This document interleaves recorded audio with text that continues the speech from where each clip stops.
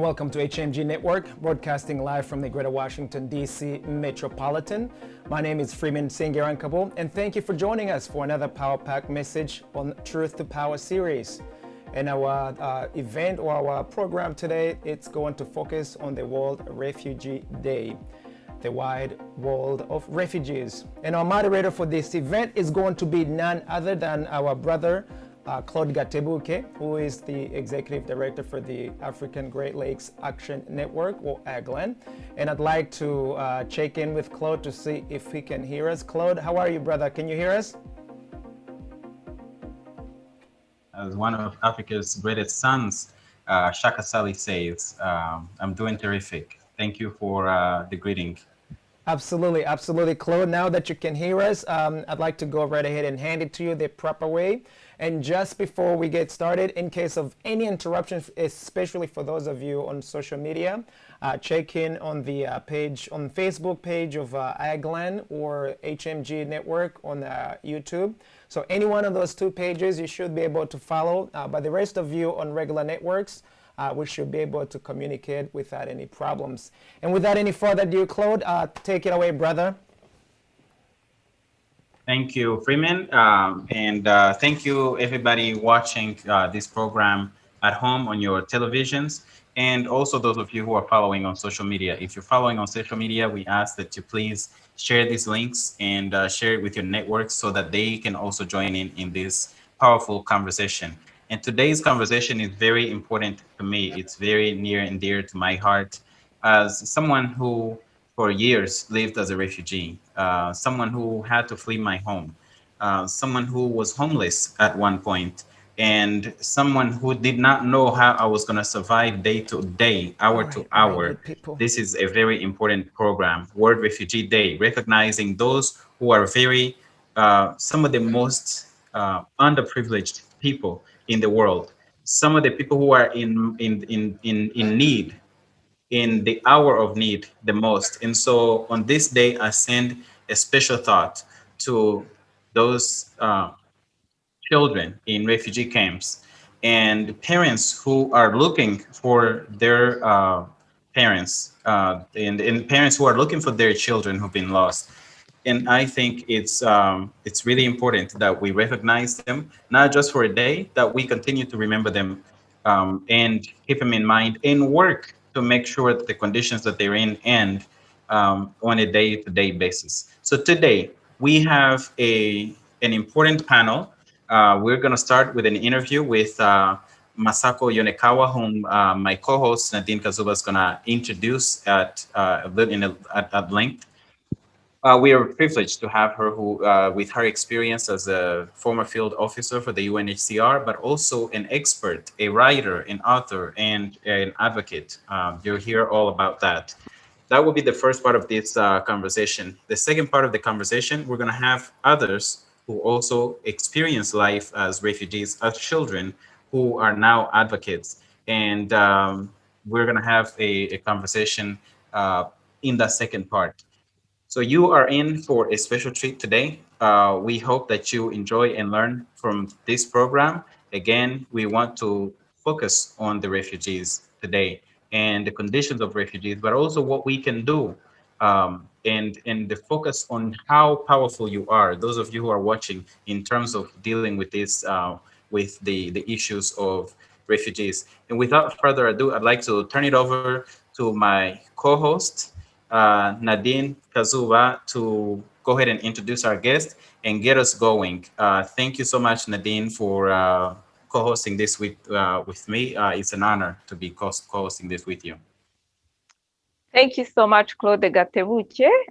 Thank you for having me again to be your co-host for, especially for this special day, the Refugee Day, which is technically is June 20th, but some parts of the world are already celebrating Refugee Day. In the United States, we'll be also celebrating Refugee Day in a few hours. But thank you so much. And like you mentioned it, it's a special day for all of us, even me myself. I was a refugee from 1994 until 1999 when I found my new home in the United States. I can remember those sleepless nights and tough days. Like they say in Kinyarwanda, there is a saying that we use that says "Ribara uwariraye," which means only the ones who endured can truly testify what they have experienced. So before I can take your time, let me go ahead and introduce our special guest today. She's an expert. She has worked with the refugees in several countries, and her name is Masako Yonekawa. So I'm just gonna go ahead and give you a little bit about her, and before she can come and talk to us and tell us more about her work and what she has done with the refugees. So Masako Yonekawa, she's an author and advocate.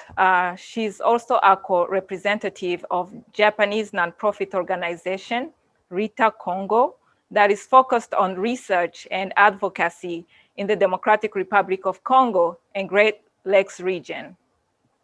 She also worked with the United Nations High Commissariat of Refugees as a field officer in Rwanda, Kenya, Democratic Republic of Congo, and Republic of Congo. She was also the head of field office in Goma, Democratic Republic of Congo. She worked at a university in Japan as associate professor, and her main research interests are conflict and peace, refugee and forced migration, and aid. She also did several publications, and some of them are Repatriation, Insecurity, and Peace, a case study of Rwandan refugees. And the other one is Post-Genocide Rwandan Refugees, Why They Refuse to Return Home, Myths and Realities. So this second one, the post-genocide, is going to be our main focus today. She will tell us there is a dilemma for these refugees to go back home. She will tell us why and what she's learned about the whole particular situation.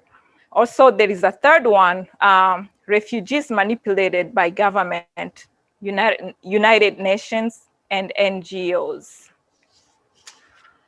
She has also translated Joseph Sebarenzi's book, God Sleeps in Rwanda, into Japanese language in 2015. She also supervised the Japanese subtitle of Dr. Denis Mukwege's film in 2016. And the name of the film is called The Man Who Mends Women. So welcome on the show, Masako Yonekawa. I'm so glad to have you today. And I will start with the first questions right away. And because it always, it kind of like, I always wonder, how did you actually get into the Great Lakes region? Yes, that's my first question, because out of everywhere in the world, like, how did you end up there and start working with the refugees? Okay, thank you, Nadine and Claude, for having me today. So why I ended up in the Great Lakes region, it was purely by chance. Actually, before, when I was in Japan, I got to know some Congolese students. So I had a little bit of connection with Congo, but nothing on Rwanda. I have no knowledge about Rwanda until the 1994 genocide. And in April 1994, I happened to be in South Africa to monitor the election as a United Nations volunteer, And afterwards, I was sent to Somalia, again with United Nations, with the United Nations. But after my arrival there, I was told that since the UN will withdraw from Somalia in 6 months' time, you have to, why don't you go to Tanzania to help for the Rwandan refugees? Because, remember that in July 1994, there was a massive outflux of Rwandan refugees to Zaire and also to other countries. And since I couldn't speak French at the time, I was sent to Tanzania to help to assist the Rwandan refugees, as a food aid monitor. After my mission ended in 6 months' time, I was told that, okay, why don't you go to Rwanda? Because there's a need. There's a lot of, and UN at the time, they're desperate to have a lot of people in order to reconstruct the country. So then I was sent there for 3 years, from 1995 to 1998. And during my time there, I observed this massive forced repatriation.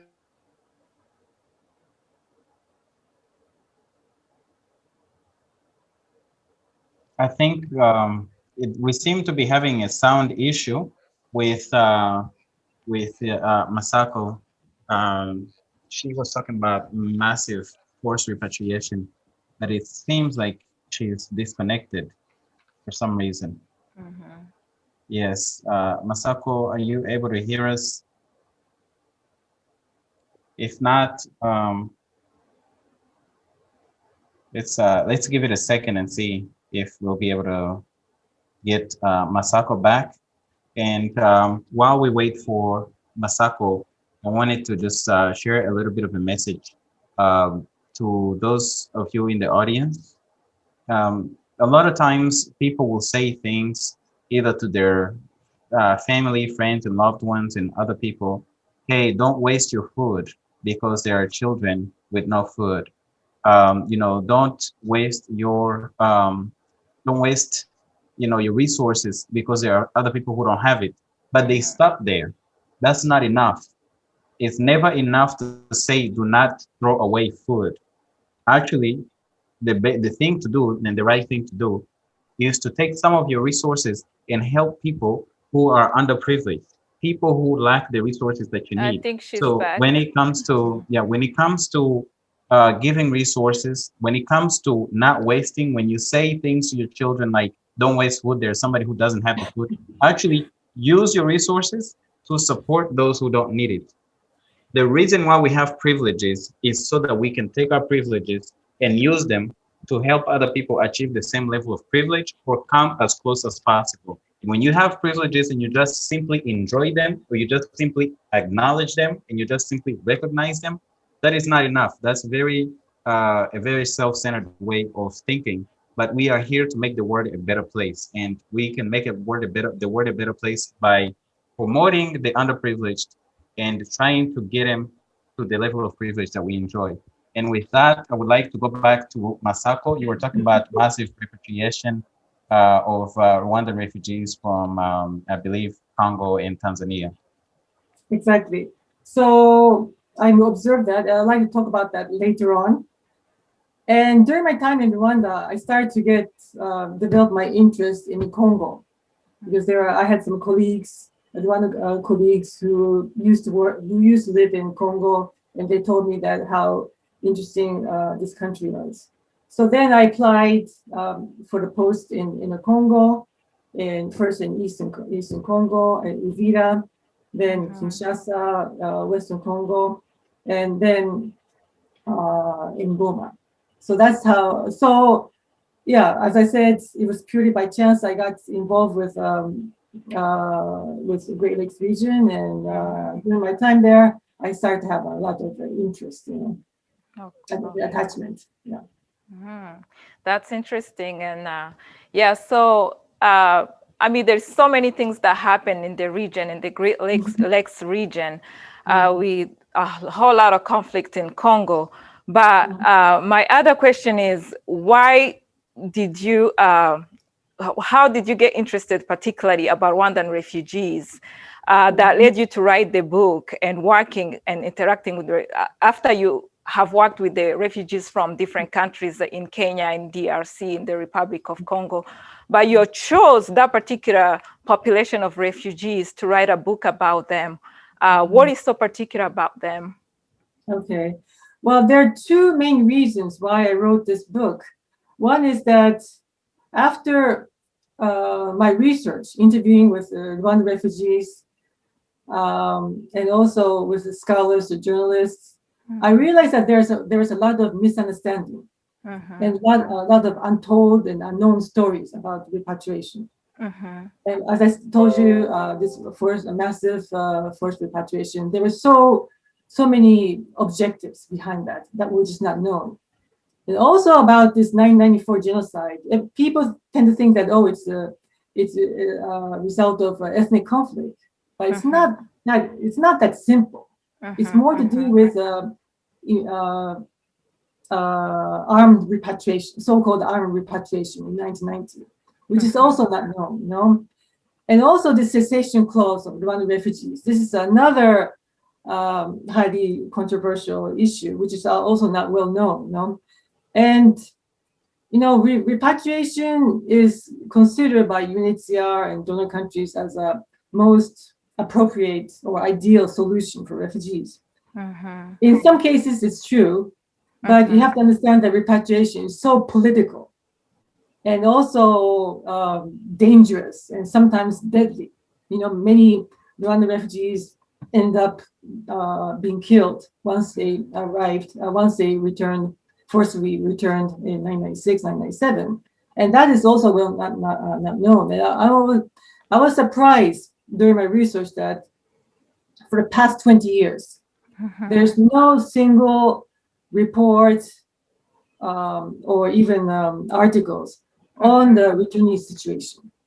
I mean, the last time that was written, report was issued was by Human Rights Watch and Amnesty International.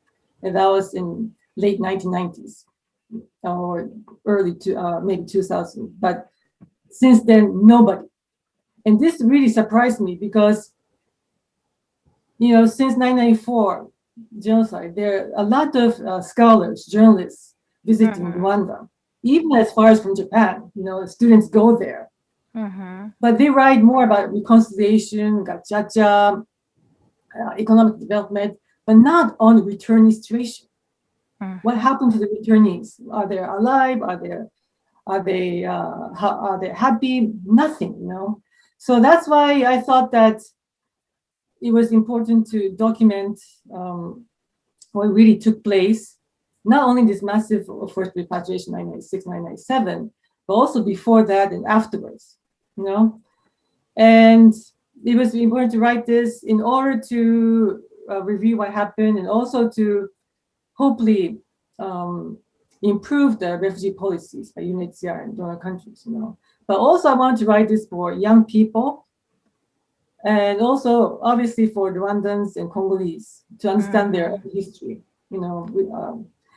Another reason why I decided to write this book is because I had this field experience in Rwanda, and I thought it was kind of my duty to write something because I witnessed this this forced repatriation. And I always asked myself, what really took place that time? You know? I mean, we were told that in Congo there was a conflict, so people had to, the Rwanda government had to go there and save them. But in Tanzania, there was no conflict. Yet UNHCR and Tanzania government, they signed this agreement that, oh, these refugees have to go back in 1 month's time.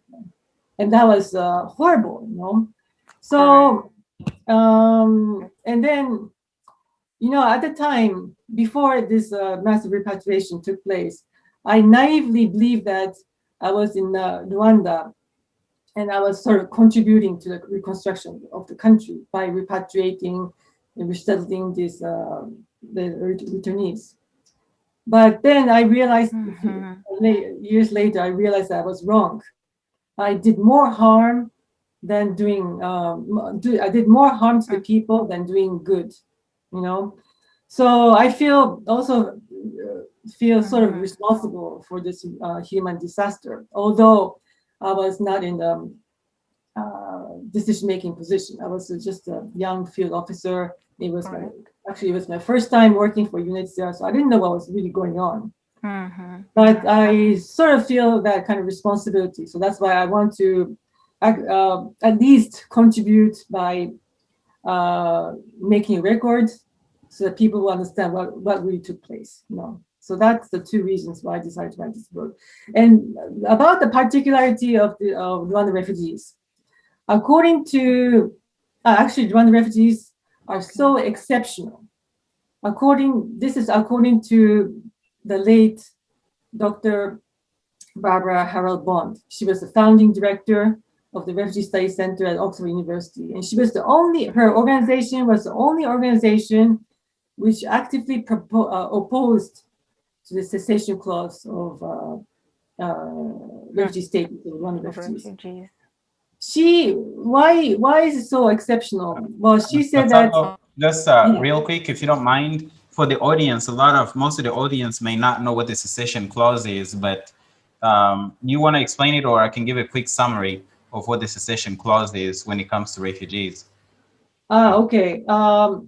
So, just explain the refugee policy of the Rwandan refugees.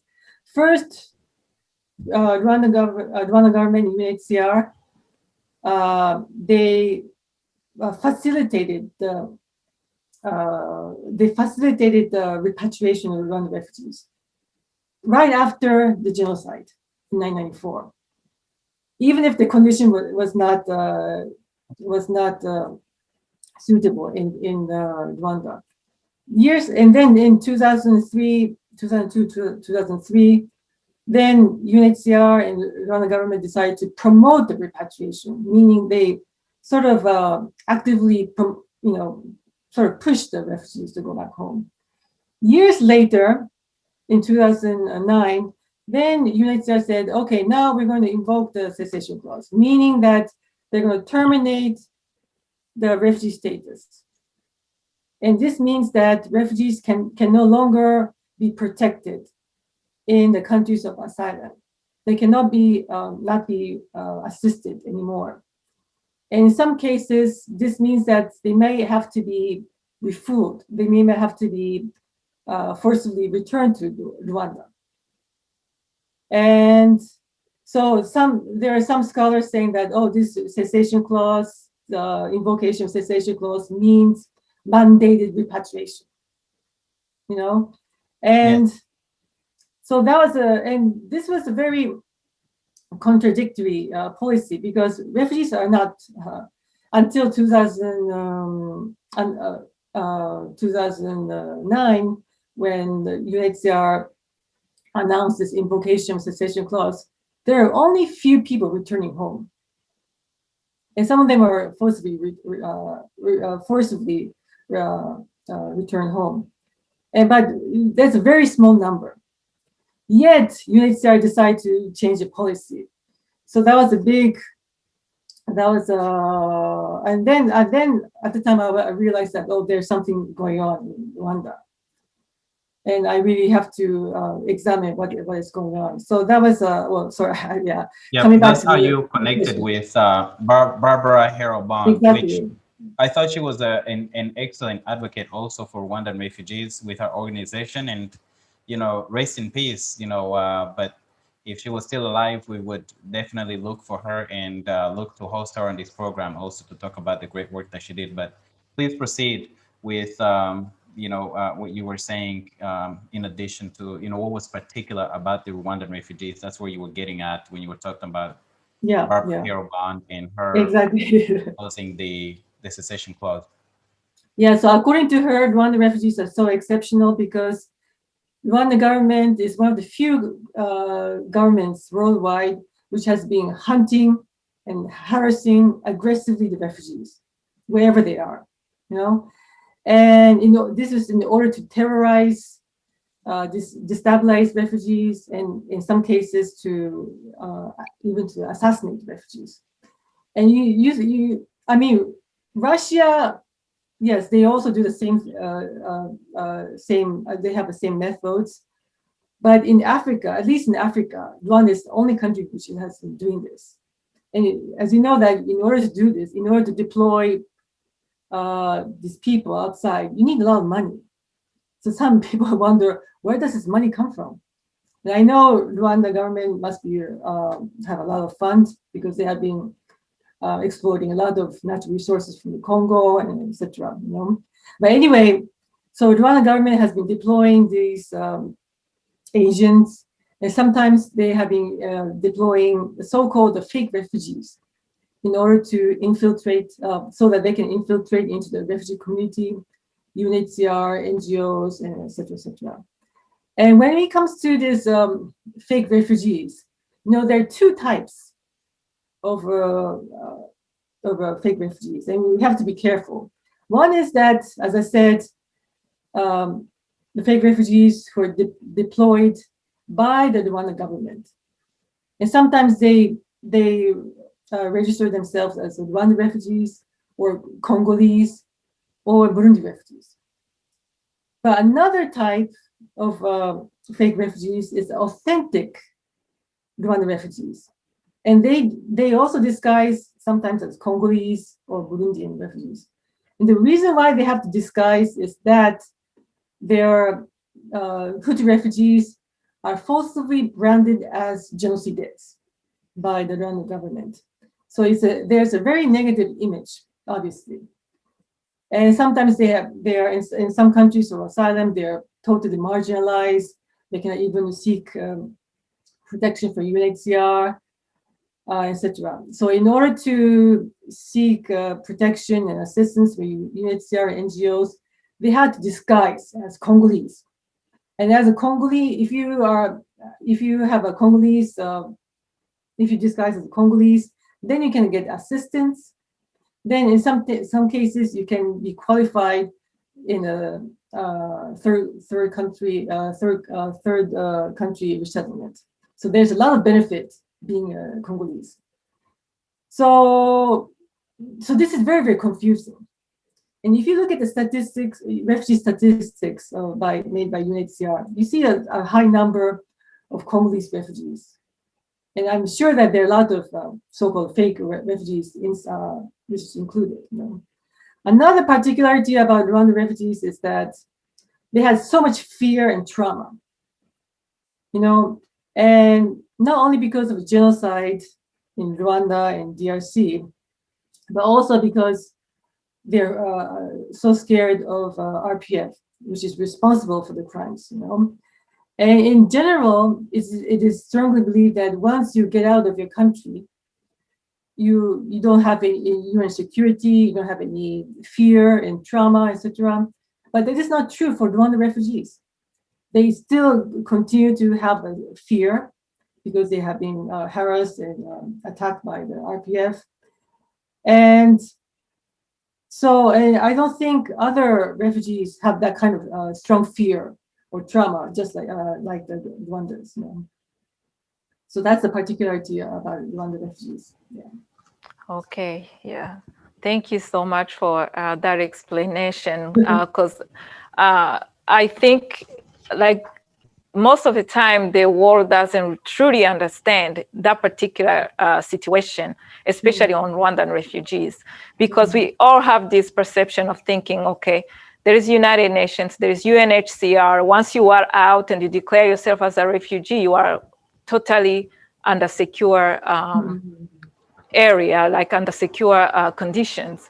But it's not the case, as you mentioned, especially for these Rwandan refugees. Also, you talk about the myths and realities. What can you say about the myths and realities about this? Yes. First, regarding the myths. Masako, Yes. Masako, before you proceed, I wanted to also go back to one thing. You talked about the RPF being the perpetrator of the crimes against the refugees and who the refugees fled. But just so the audience understands, the RPF is the party in power in Rwanda, led by the president of Rwanda, Paul Kagame. I just wanted to make sure that when you refer to the RPF, that people know what you're actually talking about. Okay. Okay. Yeah. Okay. Thank you. Okay. So regarding the myths and realities, first I'd like to start with refugee repatriation in general. So there's a myth that repatriation is a good thing. It's the best solution for refugees because they have a nostalgia of their home country. And for some cases, it is true, but not for everybody, and not for Rwanda, obviously, And we cannot just say that, refugees repatriation depends on the nostalgia of refugees. We have to also look into two other factors. And one is that the attitude of the government of origin in the society. Also the social and political system in the country of origin. You know, sort of for the case of Rwanda, you have Rwanda government saying that, oh, we want refugees to return home. They have been urging them. They're urging this call. But at the same time, if you listen to the Rwanda government's speeches, especially President Paul Kagame, he's not welcoming at all. He, as I said, they're the ones who branded Hutu refugees as genocides, falsely branded as genocides. And those people who actually went back, have been killed or disappeared, or they have been jailed. So you have this controversial, contradictory attitude. And regarding the, and also Rwanda introduced some controversial laws and policies, such as Gacaca Court and the genocide ideology law and occupation of land and properties, etc. And this enabled refugees to return home in safety. So that's why you need to look at it in more whole picture. You cannot just say that, oh, refugees, they must want to return home. You have to look at it on the other side. Another myth regarding and this is going to be for Rwandan refugees.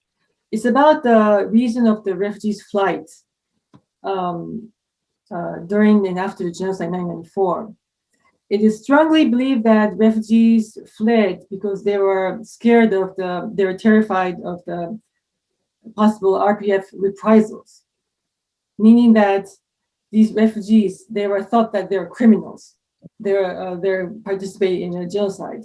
So once RPF took over, they seized the power, these people left because they were scared of their reprisals, But in fact, many of the refugees were fearful of the RPF systematic killings.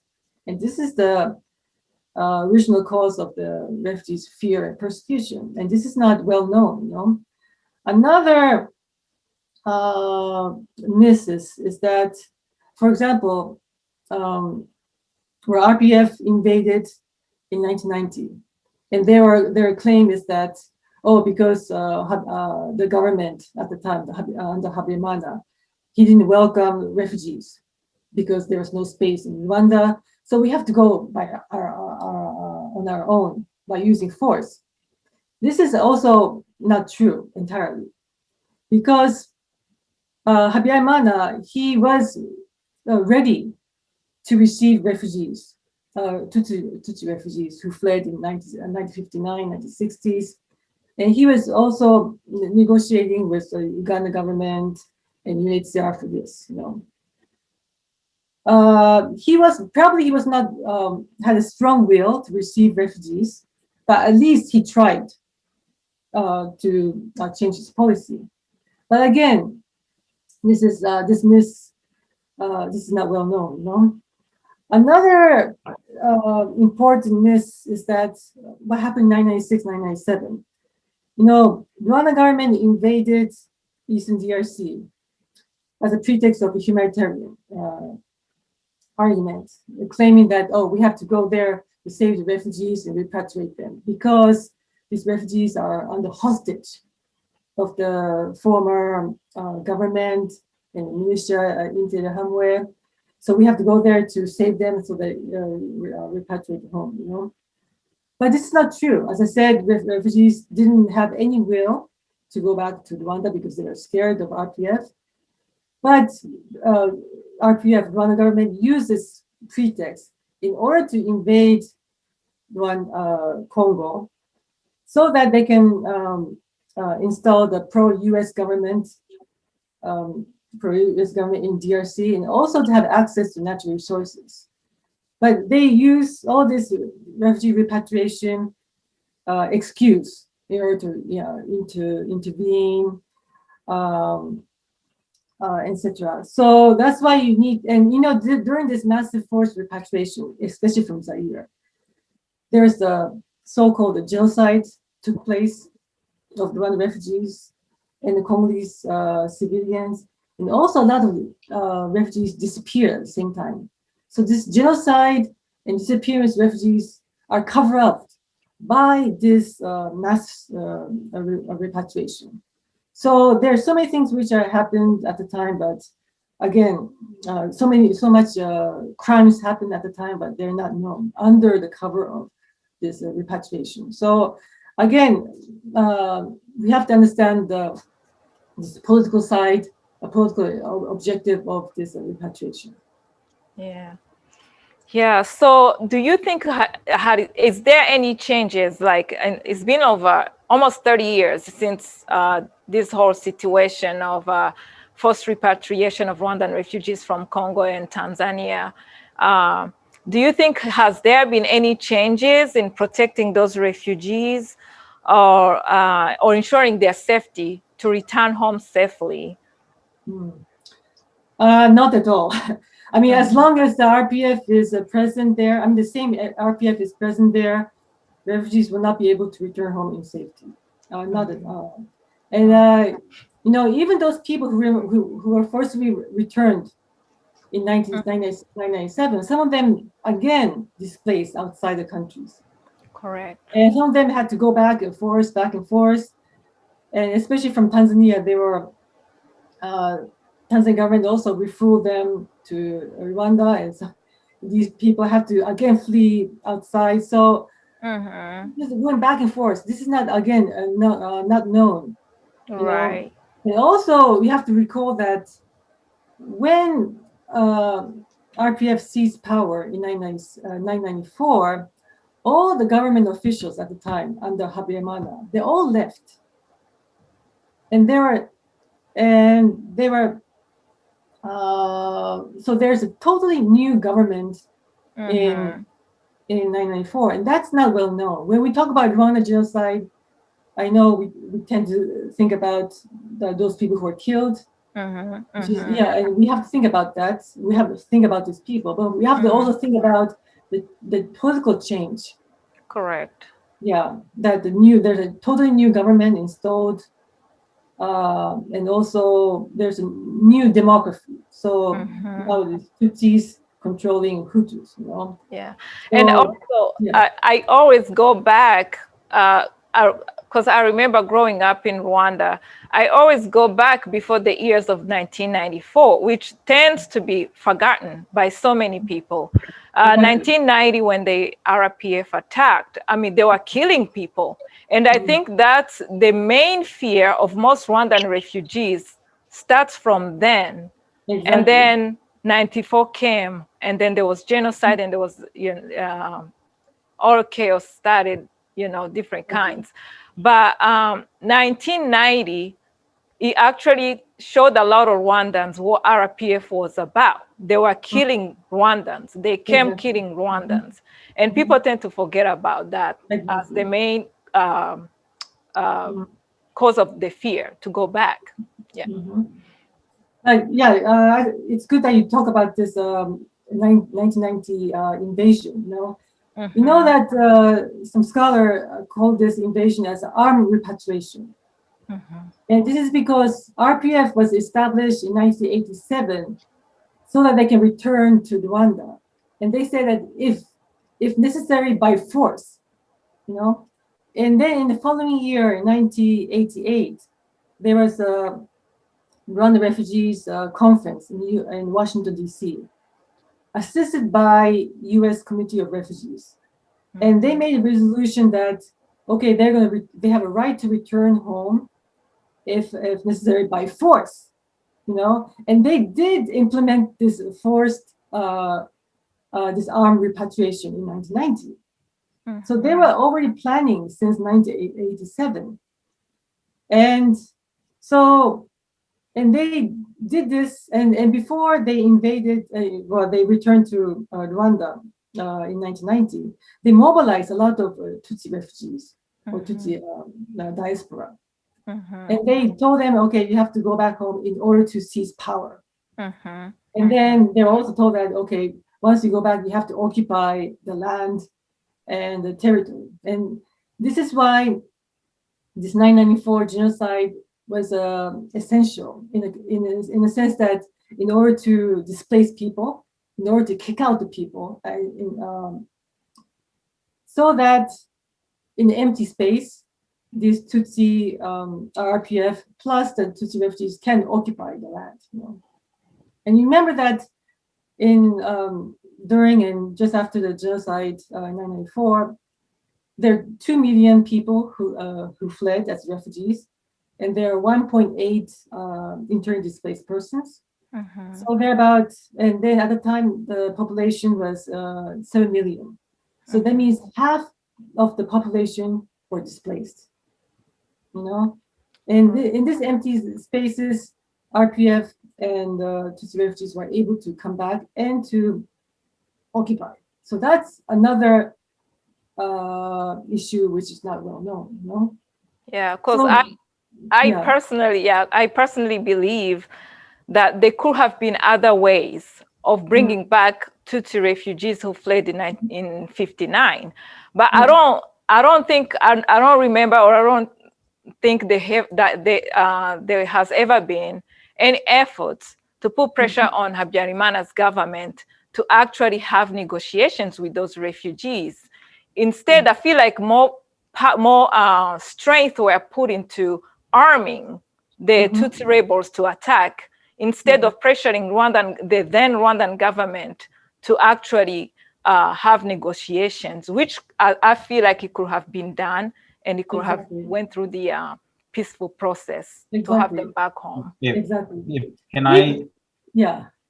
I can just jump in there, right before the invasion in 1990, I believe it was in June, maybe August of 1990, there was actually, between the government of Rwanda, there was a signed deal for the return of the refugees. The details were never worked through, but that invasion actually killed the peaceful process, potentially peaceful process, because no one knows if they would have implemented it. But there was actually a process that had started and they had signed. And I also have the references. One of them is in the book by Andre Gishawa that talked about this deal, and it shows, what it is that they had agreed on for the refugees to return. And yet the RPF decided to invade in 1990 before the peaceful return of refugees was implemented. This is actually on record. So I just wanted to add that to the conversation of the 1990 conversation. Yeah, thank you for highlighting that. Even within RPF, there are some people who oppose to armed repatriation. But those people were poisoned or killed by Paul Kagame at the time. So there was two, as I said, as Claude Haley said, there are two movements at the time in 1990. One is to peacefully returning home. One is to planning the armed repatriation. But this peaceful movement was sidelined by the armed repatriation. Okay, so knowing about these myths and realities about Rwandan refugees, what do you think would be the best way to actually advocate for these people? Because we still have refugees in Congo, we still have refugees in Malawi, we still have refugees in Mozambique. I mean, as a lot of African countries still hosting a lot of Rwandan refugees. So what can we do to actually particularly advocate for these Rwandan refugees? Okay, well, first, let me start with this refugee movement in general, because there's a tendency to believe that this refugee movement is a humanitarian issue. People are dying, starving, they have lost their family members, etc. But we have to look at that is partially true, but we have to also recognize this refugee movement as a political movement, as I said.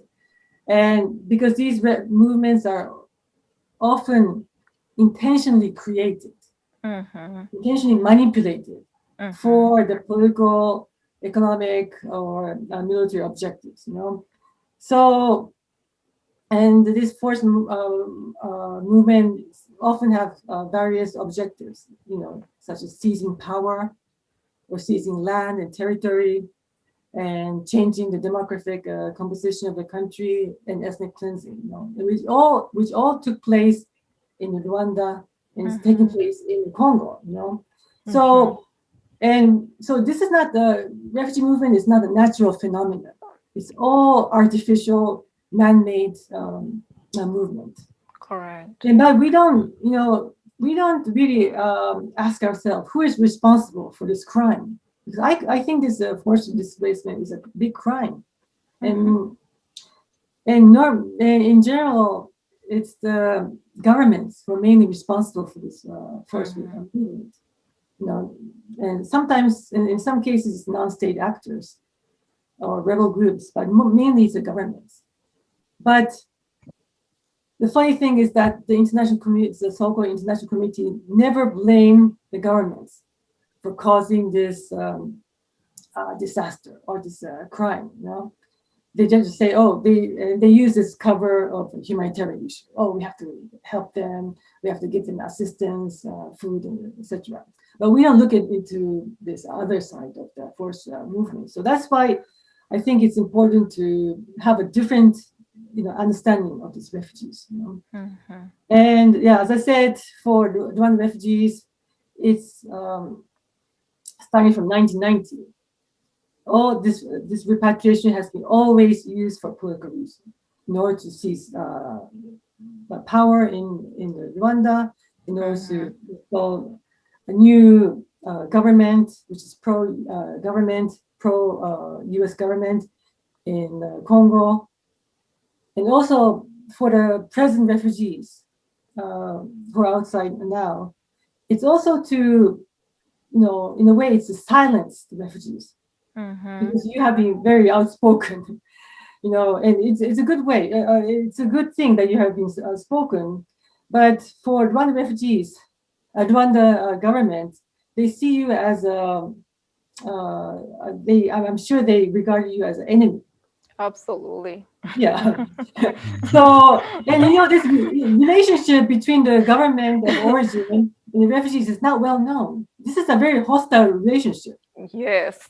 Yeah, but we don't see that. We only look at the refugees as a humanitarian Asian. They're the ones who should receive aid. But you have to look at the relationship. So refugees are very political present, in that sense. So we have to change our mindset in that sense. Yeah, you kind of talked a little bit about that, because that was actually one of my questions I was going to ask you in general about the manipulation of United Nations and governments in using refugees. Instead of helping the situation, it actually keeps escalating.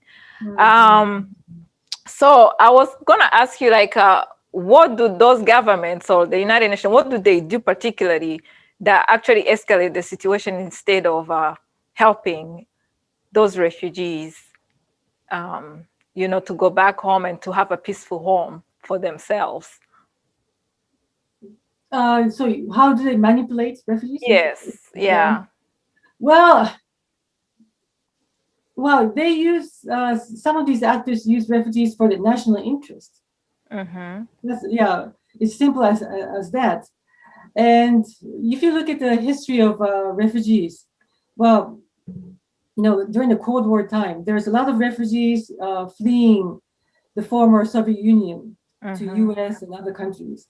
And at that time, US used to welcome these people because the refugees are coming from the enemy countries, enemy from the Soviet Union and exactly. So they have a lot of information.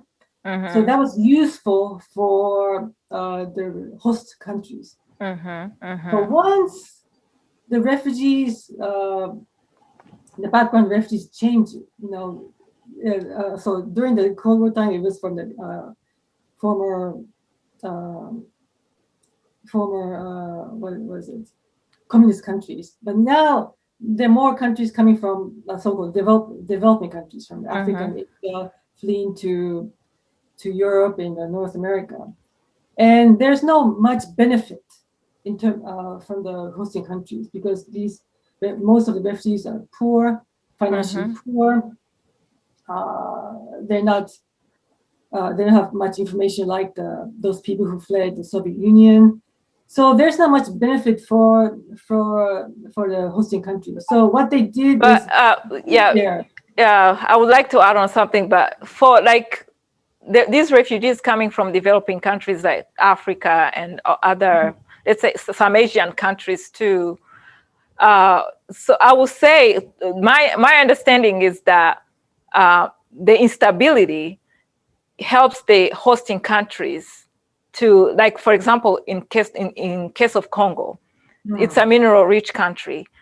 I feel like with the instability, and they are able to keep extracting more and more of resources, but they have to cause the chaos to create. Yeah. Okay. Yeah, that's what I was thinking. Exactly.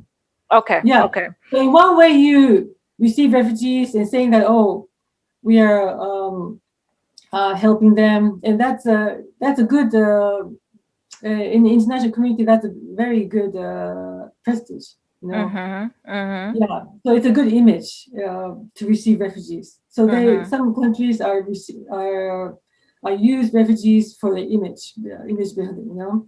But in the same in other countries, they use refugees as like slave laborers because since they're in weak positions, they cannot demand the same rights, same labor rights as local citizens. So they have no right. They have no. They cannot ask more, just like the local citizens. So they're, in that sense, they're manipulated and they're used or misused for the national interest. So, yeah, and you know, for the past years, the number of refugees, I'm not talking about only the Rwandans, but all the refugees worldwide, is increasing more and more. That's right. But then we don't ask, you know, why this? Who is responsible for this chaos? And governments, they pretend to help refugees. Even the Rwanda government now, they're now hosting refugees who are from Libya, from Israel and other places. You know, I thought that's very strange. You know, you are producing refugees, but now you're also hosting other refugees. And they still have refugees in exile who cannot return home. Yeah. Exactly. You know? And in that small country, how can you do that? You know? To add to your point, also refugees that want to repatriate and go back to their homes. We had a situation in, I believe it was 2017, with Congolese refugees who wanted to go back to Congo because they were not feeding them and they were having problems in Western Rwanda, in the Kiziba refugee camps. They massacred them and put them back in the refugee camps instead of letting them go home. So you can see, not only when the manipulation doesn't work, they actually use force. So the Rwanda government is using force on their own refugees outside of Rwanda, but then on refugees that are inside of Rwanda. And again, you find out the irony of being a country that's producing refugees and actually hosting refugees and acting like you're actually helping and supporting refugees. I just wanted to add to your point. Yeah, thank you for reminding. Actually, these refugee camps, we have to also ask ourselves why the refugee camps are there. I mean, it's not just to host the refugees, but I think in some countries like Rwanda, they have been using the refugee camps in order to recruit people for so that they can be sent. They can be part of the rebel groups to be fight in Eastern Congo. So this, and in the refugee camp, there's not much choices, you know, especially for young people. Even though they want to pursue education and look for a good job, the choices are so limited. So some of them have no choice but to join the rebel groups. This is another manipulation of refugees, you know, manipulation of refugee camps. So, Yeah, it sounds like we still have a long way to go because I mean, this is something like you technically, if you think with these organizations we have in United Nations, I mean, the strongest of all, I feel like this is something that can be stopped, but with the manipulation, then yeah, it's impossible. It's it's a long way that we have to just keep working and see if things are ever going to change. But moving on to the next question, can you tell us more about your organization, RITA Congo? Okay. And how can we help, or how can people participate if they want to be a part of it? Okay, thank you. So RITA means altruism, thinking about other people. Mm-hmm. And Congo is, well, of course, DRC, but in Japanese, it also means future, Okay. So we have two. We say Ubuntu, like to think about other people. Like we say that in my language, and in Swahili there is similarity, Ubuntu. Yeah. Okay, that's yeah. nice. Yeah. So we have two main activities. One is research, and another is advocacy.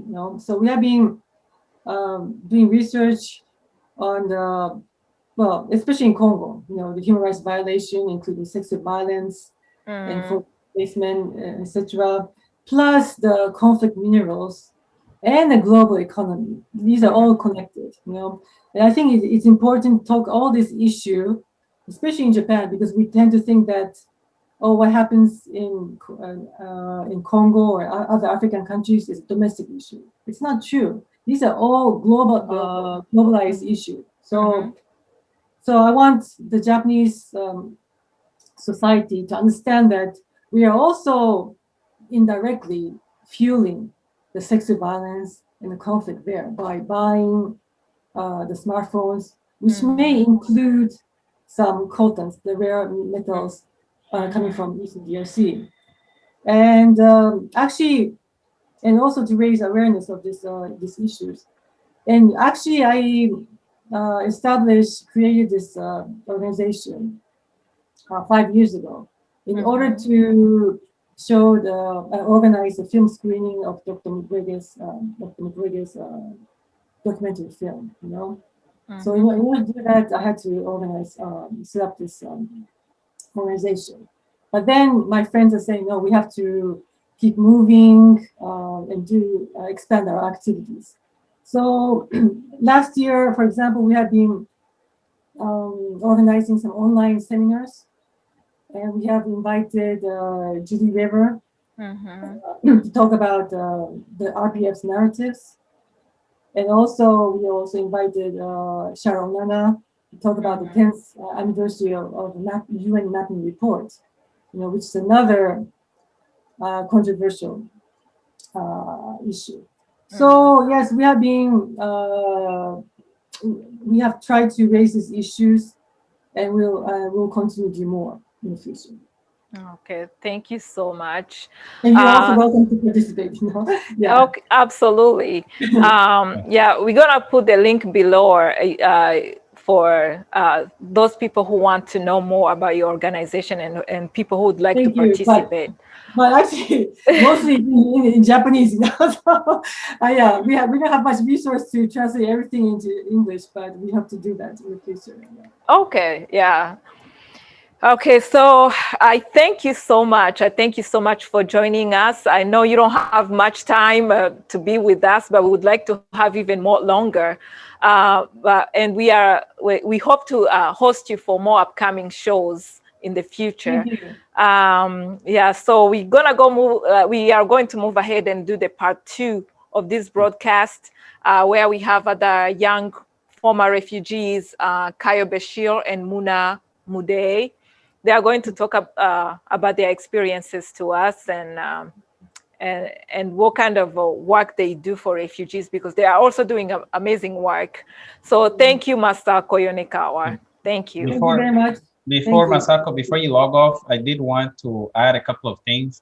I didn't want you to log off without sharing this comment from one of the viewers, from the UNI talk show host, Louise Wachu. Hello to you, Louise. She says, we appreciate people who see the truth and decide to expose it. Masako could have stayed silent, but she did not. She did not. Thank you. Thank you. And that was really important to me when you made the comment during the interview where you said, I did something thinking it was good. And then I realized that I created, or that I was a part of a bigger problem that really hurt human lives when I participated in the forced repatriation, even though I was not in decision-making position. And then I decided to write a book and undo the harm. So I wanted to thank you. Thank you very much. And I wanted to invite every person working for NGOs in the UN and other organizations and governments. If you see harm, even if you participated in it, and this isn't just for people working in those organizations, just generally in life, if you do harm, undo the harm. Do the best and the most, everything that you can do to undo the harm. So I wanted to commend you and thank you for that. There's a Thank you lot so of much. comments in the chat that are saying, you know, they're really impressed with your knowledge of the region. There's a lot of compliments, but we can't go through all of them because we know that you're strapped for time, and we also need to get to part 2 of the conversation. Thank you so much. Thank you so much for having me. It's my pleasure to talk to you. You're Thank you. welcome. Thanks. Yeah. I wish you good luck, you know. Thank you. you. Thank you. And Yeah. we look forward to participating in some of your work with RITA Congo. Yes, thank you. Okay, bye. So part 2 of this conversation, we'd like to invite Muna Mudei and Kayo Bashir. A lot of times when you hear people doing amazing work, you tend to think that it's older people. You know, it's that these people are, you know, somewhere, you know, up in age. But actually, you don't have to be old to do great. People start young, and we have some amazing young people doing amazing work from some very humble beginnings. You know, they were refugees at one point, as I am, and my co-host Nadine Azuba. And I think it's important to understand that we all have the capacity to do good. In every one of these tragedies that we have lived and survived, there was a mix of people doing evil, and there was people who were doing amazing things. And what we've seen, what the kind of work that we've seen Tayo and Mona do on a global scale is they are doing amazing work, and I hope that they inspire everybody that's watching this broadcast to also do something meaningful. Don't just do something to feel good about doing it. Do something that actually makes a difference. And so with that, we'd like to invite Kaya Bashir and Muna Mudei, and then go ahead and turn it over to my fabulous co-host Nadine Kazula to go ahead and get us started. Yeah, thank you, Claude Gatebuche, and thank you for Muna and Kaya for joining us today on this special day for us as refugees in general. I know some of us we already established in some hosting countries, but once you are a refugee, you always a refugee. Like, I don't know, it never leaves you. So I'm going to start with you, Kayo. I want you guys to share your experiences as refugees. And my question to you, Kayo, what were your challenges as a young man growing up as a refugee? Because I know when you are a man, especially in African society, you kind of feel like you are responsible for your family. And now you are leaving your home with nothing. So what were your challenges as a refugees like during that time? Nadine, appreciate it. Claude, thank you very much for the beautiful introduction. I think I see myself as an old person myself, but at the time, Yeah, we're all young, you know. But yeah, I appreciate you guys for inviting us into this space, and I'm really excited to connect with all of you guys. You know, I apologize, I'm sitting outside just because I'm in a house full of family, and as you guys know, our families are big. I have I have 16 siblings. Half of us are here, half of us are back home. So yeah, on that front, that's that. My background is I'm Oromo, an ethnic group in Ethiopia, and you know, I think just like many other countries around the world, mine is not stable as well. And you know, I was born in '95, but I left my country when I was about 2. So towards the end of '97, '98, during the Ethiopian Eritrean War. And of course, since I'm 2, there's not much I remember. My whole experience from leaving Ethiopia, growing up in refugee camp in Kenya, and then growing up in Kenya and then moving to Uganda and coming to the States.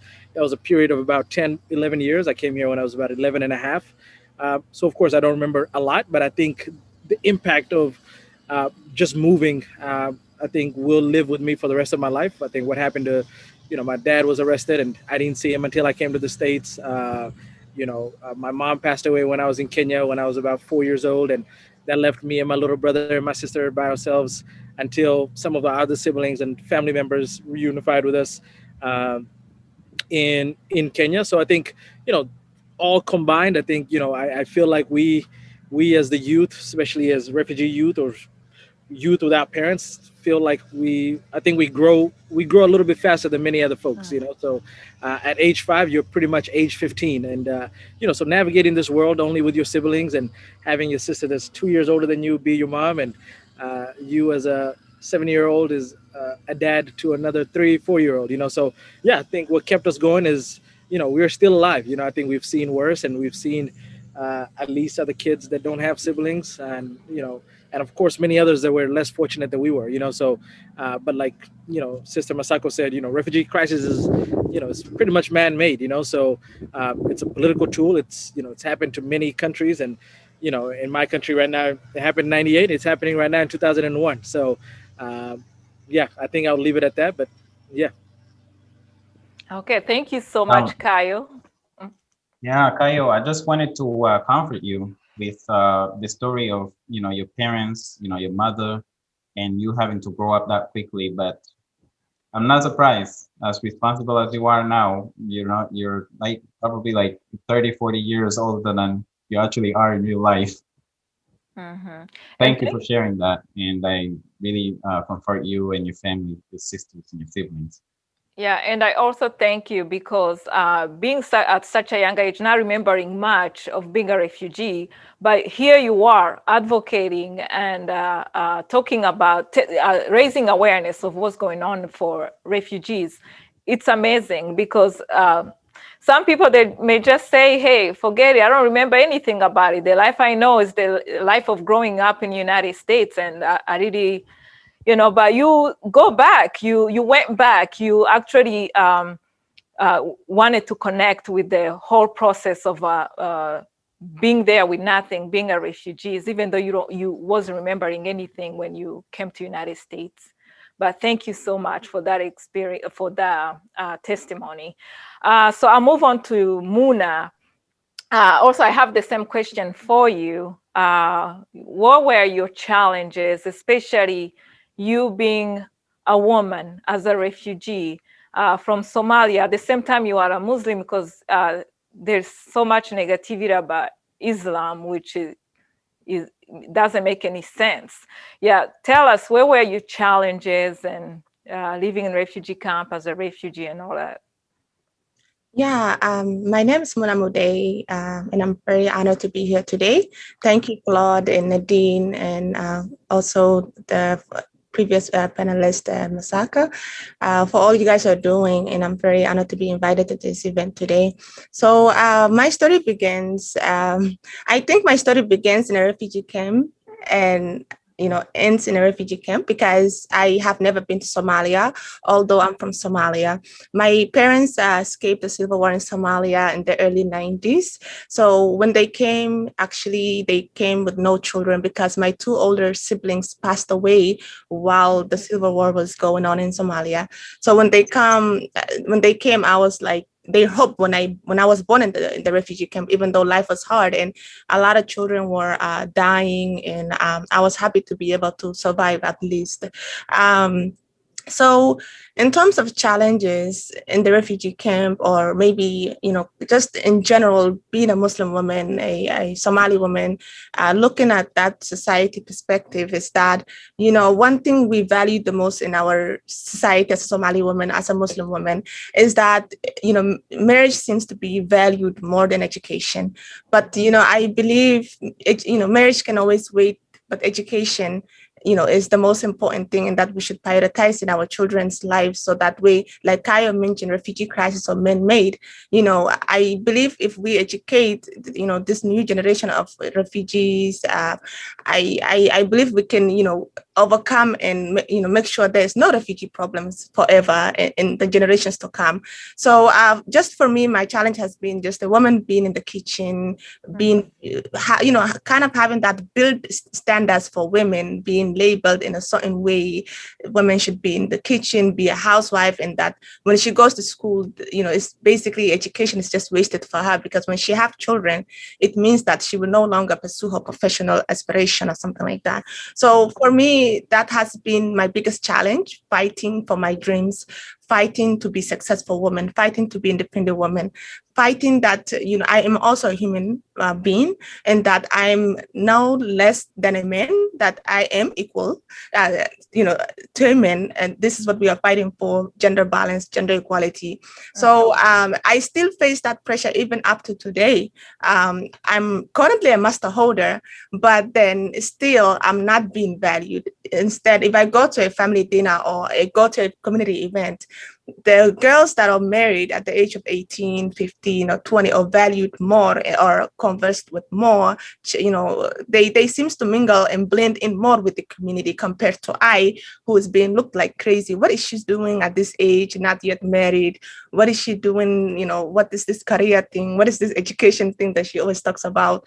So they have no idea. They never seem to understand my world or the life that, I choose to live. So that is the pressure that I face every day in my culture, in my religion. And that it's very sad, because you would think that with everything that we have been through in the past in our countries, native countries, and on all the human problems or the gender issues that our women face in Africa in general, that by this time, by this generation, we would have come to awareness or realize that it's time for us to change. Because if you educate a woman, they say you educate a generation. It seems like maybe it's the past generation that are still feeling like we still need to continue our tradition, our culture, the way we. So there's still a pressure, and I don't think it's gonna go away in a long time, but in a short time. Again, I'm so grateful that I'm able to understand it from a cultural level and also from a professional level. Then that way it helps me to balance some of the challenges that I'm facing in my life as a woman from Africa or as a Muslim woman in general. Okay. Yeah. Thank you. Okay, go ahead, Claude. Yeah, just wanted to comfort you also for your siblings that your parents lost, on their way, before they were refugees. And, it's an amazing story. Every refugee has all kinds of amazing stories. I'm sure Nadine at some point is gonna share in this conversation. It's gonna be very interactive. But before we proceed, I just wanted to remind everybody watching this program that there is also another World Refugee Program that is happening at 12 p.m. Eastern Time, 9 a.m. Pacific Time, and that is 6 p.m. Central African Time, and that is also 6 p.m. in Paris and Brussels, hosted by UNI Talk Show. It's also focusing on the refugees and refugee crisis, and also shining as refugees, which is something that you three, the three of you all are doing as refugees, who are really a shining example of what, overcoming the challenges of being a refugee is. So, the host of the show at one point was also a refugee, and she is a shining example of what to do, how to be independent. She's an author of multiple books. And I think every one of us can make a contribution. And I hope that every person that's ever been a refugee that has these opportunities and privileges really uses their privileges, their talents, their skills and resources to do something meaningful, so that we can achieve a world without refugees. As Mona said, a world without refugees is possible. We can do it.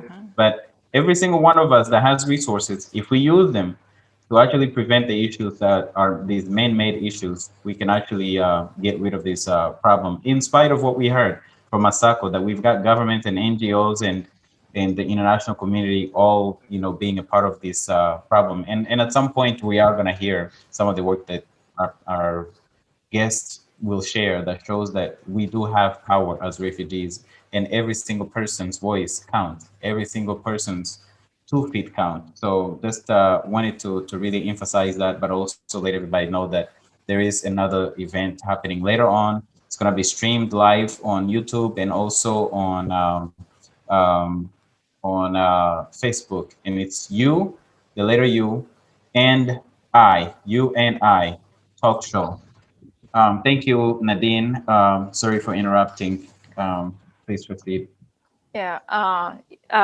Thank you, Mona. Thank you for sharing your experience and challenges as a woman, Muslim, also a refugee. But you have hope and you have strength and perseverance, and you came here, you educated yourself, and that's one thing I would like to share with the people. Refugees, when you have hope, whatever you want to achieve, you're going to get there. You're going to achieve it. Because I have a story myself when I was a refugee, when I was in Kenya. So I lived in Kenya for years before I came to the United States. And I remember when we got in Kenya, I was about 14 years old. That's when I got in Kenya. And one thing, it was Kenya was housing a lot of Rwandan refugees, and a lot of Somalians, Ethiopians. I mean, it's like one of those countries that really house a lot of refugees. And I want to say thank you to Kenyans, because all those years I spent in Kenya, Kenyans were very good people to us. They kind of understood what we were going through, and they protected us. Yeah, they pretty much, even though sometimes there will be some kind of issues with the government, like raids and stuff. But still the government protected us, and the people, the Kenyans themselves, they were there for us.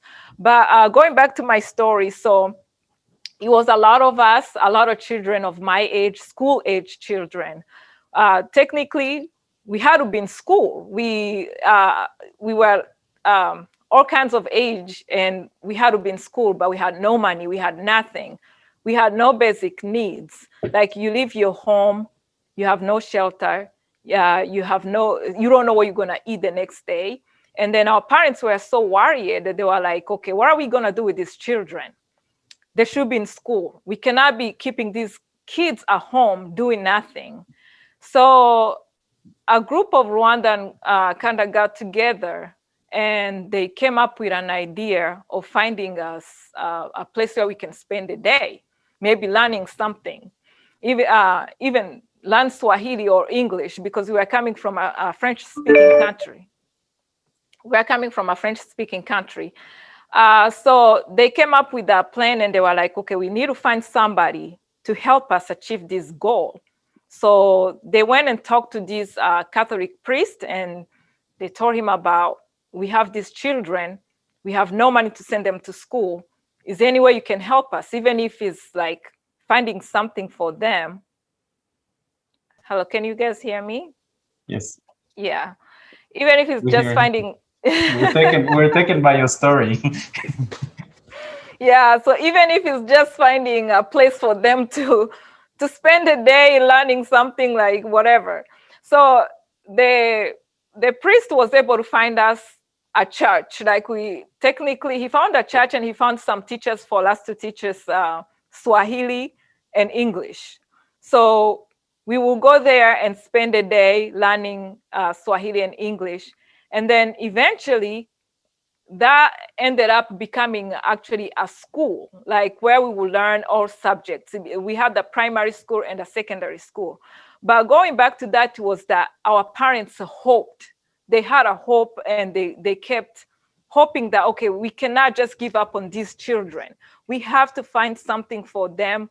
And they were able to do that. And some of us, our basic knowledge, our basic education is because of the school we went to in Kenya when we were younger.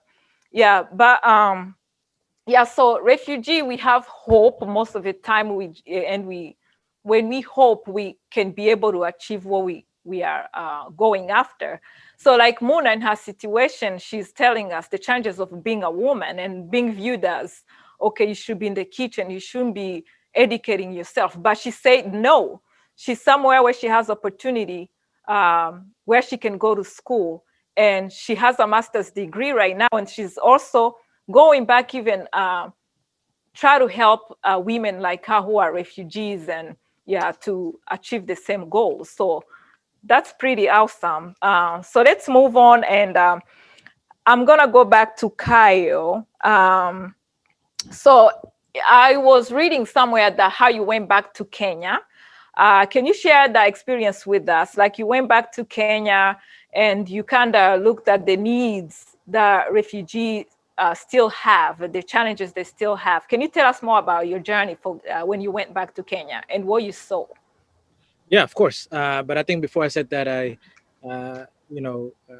Muna's story is something that I'm very familiar with and somebody that I look up to a lot. So that was very touching. And then going back to your point, Nadine, and anybody that's a Kenyan that's watching, I think I grew up in Kenya, and I think I remember Kenya very much. And to this day, I think Kenya has a very special place in my heart. I think it's one of the countries that welcomed us. And honestly, I feel like if we all wrote our stories, I think a professor will think we're plagiarizing just because our stories are so similar and so.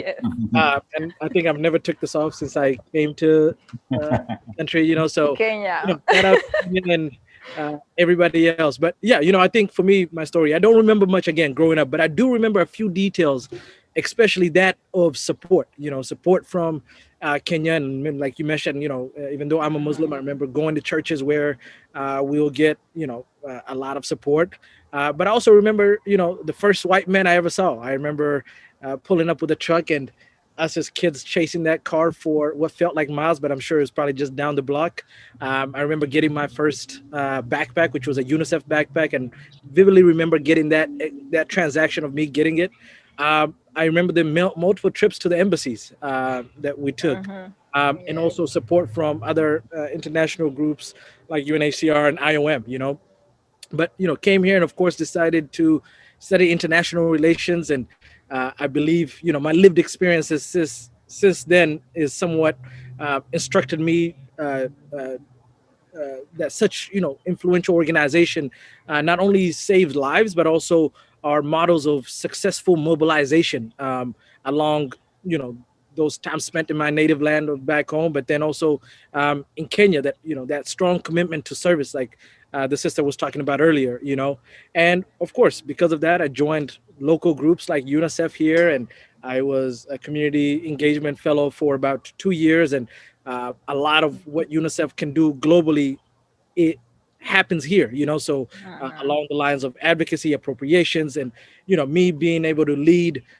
groups at universities and across the state in support of UNICEF, because I remember the great work that they did for us. But I think as I got involved, I started seeing the true insights within these organizations. UNICEF, for example, is led by at the time, it was led by a white woman, making, hundreds of thousands of dollars and advocating, for our people, as I like to say. And I think UNICEF, for example, and I'm not trying to call out UNICEF, just using them as an example, fundraise all this money, but they also do it at most expensive galas and banquets and things like that. And for me, I'm like, that $10,000 chandelier, there's so much I can do with it back home, just because, again, somebody that has those lived experiences are able to use that money differently, So I think, for a while I got fed up, advocating. And, this past winter, like I mentioned, I went back to Kenya for the first time, and I was so excited to go see many of these groups that supported us. And when we came here, so like the offices of IOM and many of these other international organizations, but, it's been over 15 years since I left, and that was my first time going this past summer. And I was just so surprised and taken back by the fact that these organizations are still led by foreigners, still led by white people, led by Europeans, led by Americans, and not those great, advocates, or not those individuals with lived experiences. I'm sure there are many other refugees that, have that master degrees required, have those development degrees and all of that, and are still not leading these spaces. So I believe too often, I think policy level leaders of countries are responsible for setting up these refugee policies that we talked about that impact those lives of those on the ground. And it's those rooms, it's often white people in suits that are listening to other white people and then making decisions about what happens for Black and brown folks. So I think for me, I've always aspired to make sure that we as refugees not only come here as refugees, become advocates, but then also go back and think about how we can lead these spaces. If we had refugees leading this work, I believe the international community and everybody else in general will understand the real needs of refugees, because sometimes we don't really need help. I'm saying? We need to be empowered. I think let's find real solutions to staying in our countries. Like if we said it's these corrupt governments that are the problem, then why don't we take those guys out or topple those governments out instead of finding other solutions? So I think in general, I think my to summarize all that, let's be partners, not saviors, and promote more refugees to lead this advocacy work, and I think I'll touch more a little bit about what I do professionally, but I just wanted to say that. Yeah. Okay. I have a particular question about you going back to Kenya. What is the main thing? What did you find that was lacking with the refugee and advocating for refugees who are still there in the refugee camps? Like, what would be the main thing you think that is? Yeah, I mean, I think for me, I went for a different purpose. I think for me it was anniversary for when my mom died, so we were trying to go celebrate that. But I think again, my biggest reason, my biggest takeaway again was me happily going back to those international offices, the IOM office, UNHCR offices, and still finding that many of these spaces are led by Europeans and not, former refugees like us. To do the work. I didn't go, of course, I didn't go to a refugee camp or anything like that. Most of my time was spent in Nairobi. And, I think the city I grew up in was Karabangi in Italy. And I saw that, grow. And I think many of my people, Oromo people, Somali communities have grown. And I think a lot has changed. But I think that fundamental part of, at least I came in with a work perspective and seeing that in the international space, forget the local space here in the United States, where, of course, I don't blame it being led by whites, but in many in these international spaces, I was really hoping to have more with lived experiences in those spaces. Other than the security guards and interpreters, I didn't see anybody else leading the work, Yeah. Kayo, that's interesting. And then you mentioned living in Italy, and now we definitely look like we're plagiarizing, because it sounds like all four of us were refugees in Kenya. So for me, I have multiple countries. I was a refugee in Rwanda, inside of Rwanda, internally displaced from the war and in the genocide. Then I became a refugee in Congo. And that's the first time I really experienced and understood homelessness, like having nothing, absolutely nothing. Because inside of Rwanda, we at least had people who sheltered us. In Congo, we had nothing. Then we were rescued to Uganda. And then I ended up in Kenya by myself. And so I was an unaccompanied minor after walking for weeks, days and nights, countless days and nights. Ended up, of course, in the custody of I was under the protection of the UN as an unaccompanied minor. And the place that I lived, because the reason why, I'm compelled to share my story is, Italy was one of the roughest places that I know in Kenya. It was a scary place. I think even the police was scared to go to that place. So I lived in a different part, but just as rough. It was the downtown part of Nairobi, close to the Akamba bus stations. I don't know if you know what that place is. And even today, when I show Kenyan people, I lived in this place when I first came here, they're like, man, I wouldn't even spend a night in this place. So I commend you for not only having. I promise a lot has changed, man. I was really surprised when I went this past winter, man. Italy is booming now, man. Like I remember those days you're talking about, but Italy now is booming, man. It's all tall buildings now and hustlers everywhere making money. And but yeah, Yeah. That's interesting. There's also a comment from a couple of comments actually. Multiple people recognize Italy. I mean, that place is legendary. So I just want to commend you for not only surviving the war, surviving the refugee camps, but also surviving Italy. So anyway, just wanted to go back to the questions, and I wanted to share a little bit of the story. All four of us happen to have been refugees in Kenya at one point. Yeah, Kenya is always going to be our home, second home, besides our previous homes, our natives' homes. But Kenya, definitely, we love you. Anyway, let's move on. I'm going to go to Muna.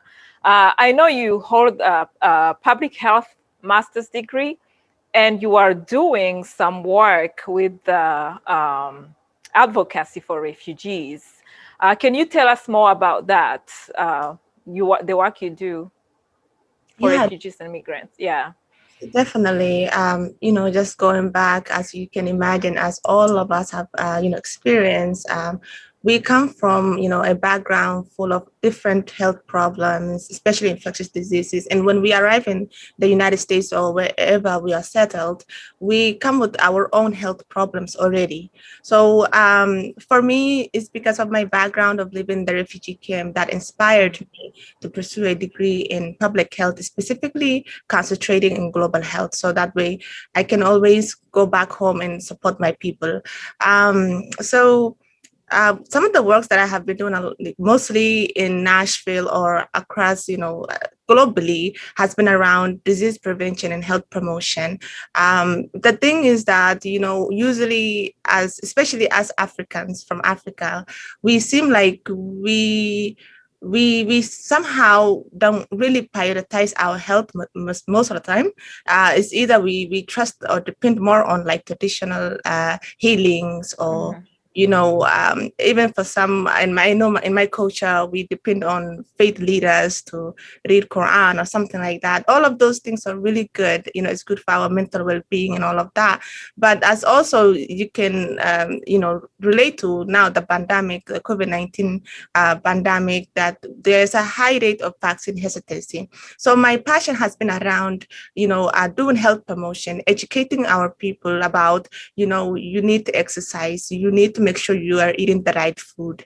We tend to have majority chronic health problems because of the food we eat, because we feel like exercising is like too luxury, or it's not for us, or usually it's kind of predicted. It falls under the socioeconomic backgrounds issues, where maybe some neighborhood our people are living. I know that most of the refugees, when they come to America, they might be living in a low income housing where maybe there isn't no sidewalk, or to go out and take a walk, or maybe there isn't the local restaurants that they can buy healthy food, or local groceries that have organic, selections or choices. So I have been highly focusing on health promotion, as I mentioned, basically educating our community health workers. That has been one of the most successful models for the refugee communities, having members from our community to educate our own people about their health issues, because we also tend to have trust issues,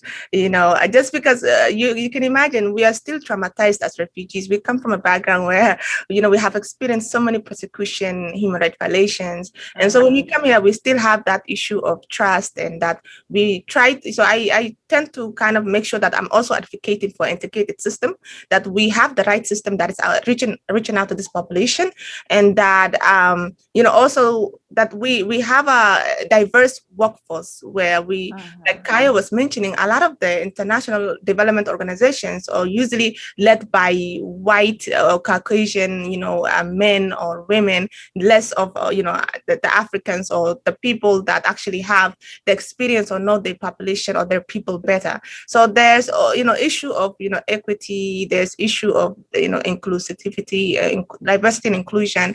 So although, in the United States is a unique country, we still have a long way to go, because even the people who have been living here for centuries, who belong here, like the African Americans, are still fighting for their rights. So leave us alone.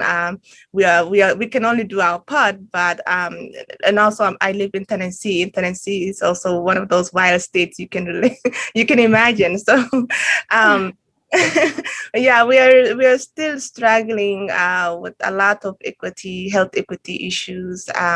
But honestly, I have been just, been focusing on health promotion and disease prevention, and making sure that our people have the right resource, and that the government and the systems are allocating resources in the right neighborhoods, in the right communities. Our people are being reached. And it's like people like us, former refugees, refugee professionals who understand our communities better, or the people who need to advocate. So that's why when I thought that, okay, there's a need in my community, and that I think I should, not just look for my salary, but also advocate for my people, because this is happening to my own family, it's happening to my own, extended family members and friends. So I thought there should be something done about it. And this is the same thing that we are doing right now with the COVID-19, voicing for our people that the vaccine is being distributed to them, and that they have enough education, and that we are decreasing the hesitancy and improving the acceptance of taking the vaccine. So that has been mostly around my work. And then also currently with my role at the ADES Clinic, which is an organization that is operating in East Africa. So I also, tend to focus a little bit in the DAP refugee camp, where we are seeing high issues of maternal and child, deaths and diseases. So I also, advocate for organizations like that, international organizations, to go back to Africa and support these people, because I have been there. And as majority of you know, we still have families back there in the camps. And for me specifically, I lived in 4 different camps in the refugee camp. I have moved around a lot, and I even volunteered with the United Nations as a 11-year-old girl, picking up plastic bags and water bottles. That was very risky. I could have easily attracted infectious disease, or I could have easily get get bite by some infectious insect or something like that, or maybe get caught up with a needle. So it's because of that background, that experience from the refugee camp, and still seeing our people are lacking a lot of education and awareness in this space. I am really passionate about continuing to advocate for my refugee community. Yeah, thank you so much. Yeah, that's great. I personally, coming from I'm a healthcare professional, I'm a registered nurse in the United States, and that's very important, like promoting health and disease prevention. But I always say, we coming from Africa, we also have things that we still have to stick to. Like we have our ways of treating ourselves, like even during this pandemic, I mean, people are using your ginger, honey, and stuff like that. I mean, that's great, but we also have to look on the other side also. Like, yeah, of course, if you are really sick, you still have to seek Western medical care, like, because there are some things that you can't treat. And of course, there's some things that they also cannot treat, but maybe somewhere in the village in Africa, they can be able to treat. I mean, there are some things we still have to cherish it because it's a part of our culture, but yeah, it's something that we kind of have. We are lucky because we come from, we have like this connection of different cultures where we can get knowledge from here and there to create the well-being of ourselves. But thank you so much. You are doing amazing work. And then I would like to just add, everyone who haven't gotten vaccinated, please get vaccinated. So advocacy starts here. Yeah, thank you so much. Yeah, so let's move on to Kyle. So you're also going to tell us about your work. I know you work with the refugees and immigrants. You are one of the refugees and immigrant advocates. And so how do you empower refugees in your community? What kind of work do you do regarding that particular area? Yeah, I think similar to what Muna said and why many of us are in the fields that we're in, I think it all comes from, again, we joined this work mainly because of our lived experiences, but then also understanding that there's only a few of us in this space to advocate for our people, so I think that's how I got about joining this work. And I am currently a multicultural organizer at the Tennessee Immigrants and Refugee Rights Coalition. And of course, today, I think as we're celebrating is June 20th. And of course, as you know, it's the day when we can commemorate World Refugee Day, this annual celebration to highlight the importance of refugee resettlement programs across the globe and, uplift those stories and voices of refugees. But it's also, I think one of my favorite days because it's an opportunity to honor refugees and celebrate their contributions. So I think I really wanted to shout you both. I think you guys were in the front lines, especially around this COVID time. So I really wanted to shout you guys. And I think if refugees were not noticed before, I think they definitely have noticed us now in the most unfortunate ways, as of course thinking about the pandemic and the resilience and the us being in the front lines, like I said. But at the same time, however, on this day, it's a great opportunity to also continue shining the light on and advocating for those, this life-saving program. And I think that's what I get a chance to do every day. I think especially as of recent, where we're experiencing the most, worldwide, the largest refugee crisis than we've ever had, over 80 million. And those are the ones that have been counted, and over millions other that are displaced. And, I can only imagine many other children that are seeking, or many children and other families that are seeking resettlement, So I think here locally in Tennessee, we have a growing refugee community and, a huge Congolese population that's growing, but of course, many other. And I think my work is to mainly organize and empower those refugees. Again, I think it's because of my lived experiences that I do the work I do. But I think for me, I find, fighting for change as, in a sense, therapeutic. I think I can't, I feel like I can't live in this cruel world and not try to empower and lift up and defend and protect the most vulnerable amongst us. And I think, as Muna alluded to, especially here in the South, here in Tennessee, where there is, immigrants, refugees are used as scapegoats, and we are scapegoated every opportunity that comes, especially around election time. I am very proud at the organization that I work at, because it's because of states like Tennessee that introduced these anti-refugee bills, anti-immigrant bills, that if we can kill it here in Tennessee, we can kill it everywhere in the United States. And as we know, America has so much influence, we can stop it from having a ripple effect across the world. So I think a lot of the work that we do is, anti-immigrant bills, anti-refugee bills, killing them at the local level, again, before they reach to the White House and become laws. So I think for me, I've been very honored and proud to organize refugees and immigrants, not only in Middle Tennessee, but across the state, and making sure that they understand the power that they have, because we may not speak the language, but guess what? You cannot get that refugee experience even in Harvard. That Harvard degree is not going to give you that refugee experience. The only time you're going to get that experience is by going back to the refugee camps and having those experiences. So getting them to understand the power that they have. And, it could be the young, it could be the old, it could be everybody in between, understanding the power that we have, and then coming here and making change the change that needs to be changed. And again, that empowerment piece is so important, because again, many of us don't need help. We just need that extra, I think you alluded to, that sense of hope and understanding that you can do it. And we're here as refugees, and this is our country too, and then, but at the same time, I'm also on a couple national platforms, a platform called We All America, and a campaign called Opportunity for All campaign, where it's working with groups like UNHCR, CWS, and many of these large resettlement orgs, and us being in these spaces as refugees, saying that, hey, we need to be in these spaces at the beginning, drafting these legislations or drafting these campaign ideas, instead of at the end where they want us to say, hey, Claude, can you join this meeting? We need to be in those spaces too, because we are the ones that know what our refugee communities need. And I think Claude has definitely got enough phone calls from me saying, join this campaign, join this meeting.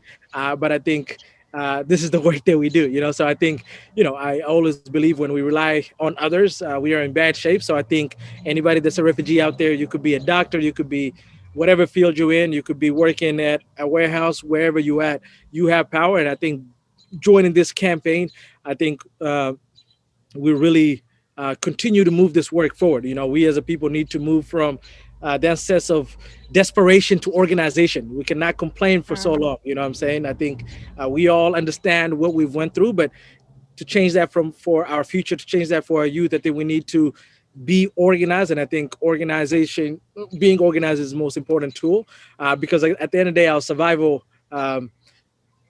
quite literally depends on us doing this together. So I think to see a win, it's going to take all of us moving in the same direction at the same time, and honestly in an organized way, because at the end of the day, equity is not possible without acknowledging and challenging the power imbalances, you know. So I think that's the pleasure of work that I get to do. I get to hang out with people all day long. I get to lead protests, but at the end of the day, my favorite thing is just being able to be there and advocating for our people, and most importantly, empowering our folks.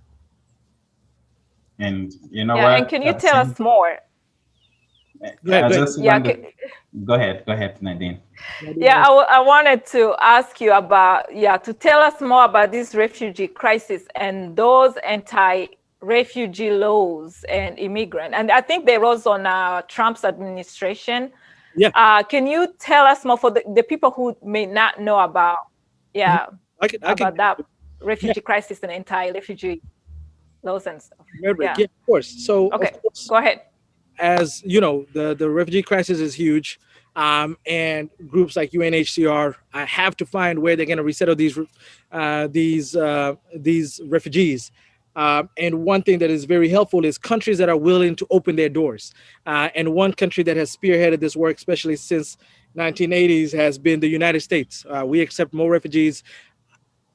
Of course, refugee camps like Kenya host millions of people, but according to the rules, legally, as they want to call it, United States leads the world in how many refugees we accept. And I think on average, since 1980, we have allowed about 120,000 refugees per year to the United States. And I think that's how many of us came and were resettled here.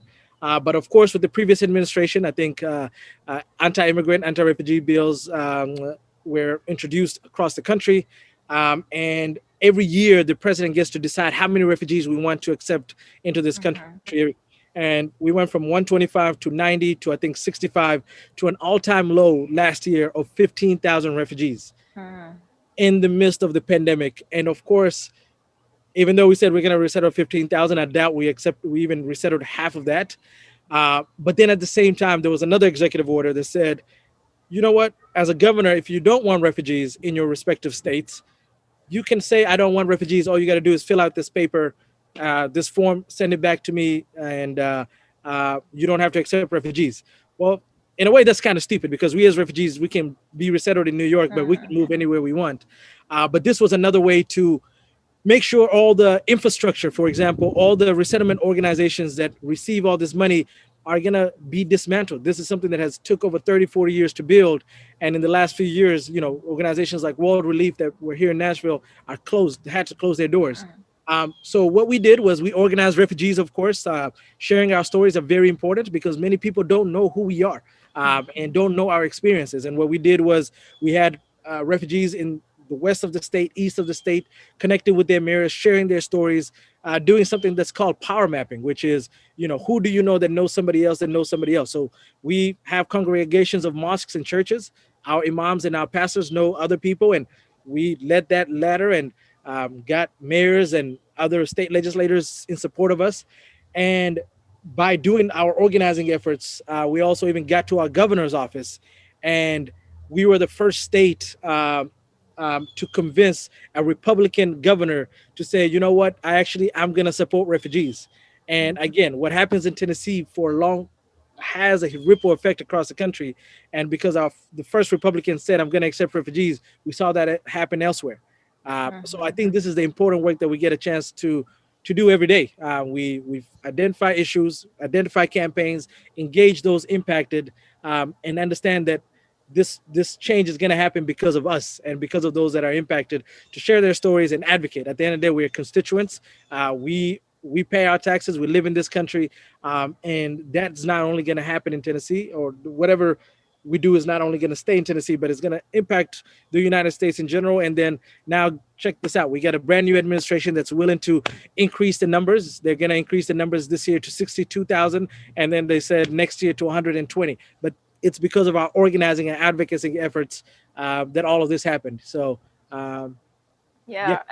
And it's a shame. It's a shame that Trump administration was pulling those anti-immigration, anti-refugee laws in effect while the refugee crisis is still going on in Africa, while there's still more wars and wars going on.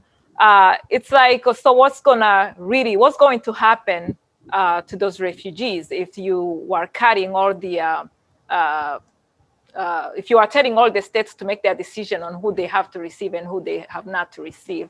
Listen, there was literally families that had their plane tickets booked and were ready to board the plane and had to be returned back. You know what I'm saying? Just because of the uncertainty of what was happening with the refugee numbers and COVID, you know? So, but then this goes back to that point that I made earlier, you know, for how long are we going to be relying on outside powers that can shift powers every 4 years that make an impact on millions of other folks?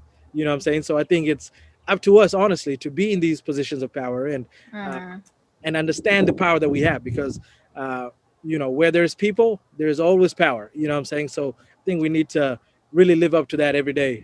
But yeah, sorry for cutting you off.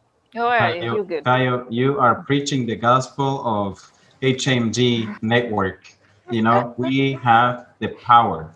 The people have the power, and we just have to use it. And you know, that is, I just wish the people in the audience and the people following this could see and, you know, and feel the energy that you and Muna bring to what you do on a daily basis, and how much you're able to do without losing much of your privilege. So I think anybody that thinks that they're going to lose something by being engaged and doing something that helps other people, or anybody that thinks that they maybe will do better for themselves by not helping other people, I think, you know, they can learn a whole lot from you, and seeing, you know, how well you operate and how well you're doing, you know, you're doing it, and the fact that you're moving mountains. But you both made the point, and I believe Masako also made the point earlier, Nadine, that we absolutely have to do the work required to live in a world without refugees. And this is something that can actually be done, but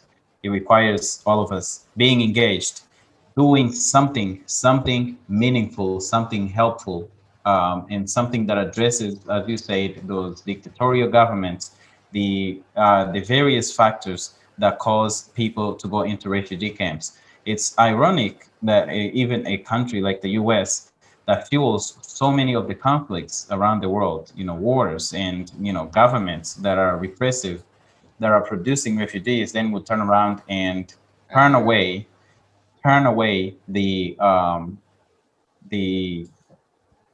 refugees that they helped create.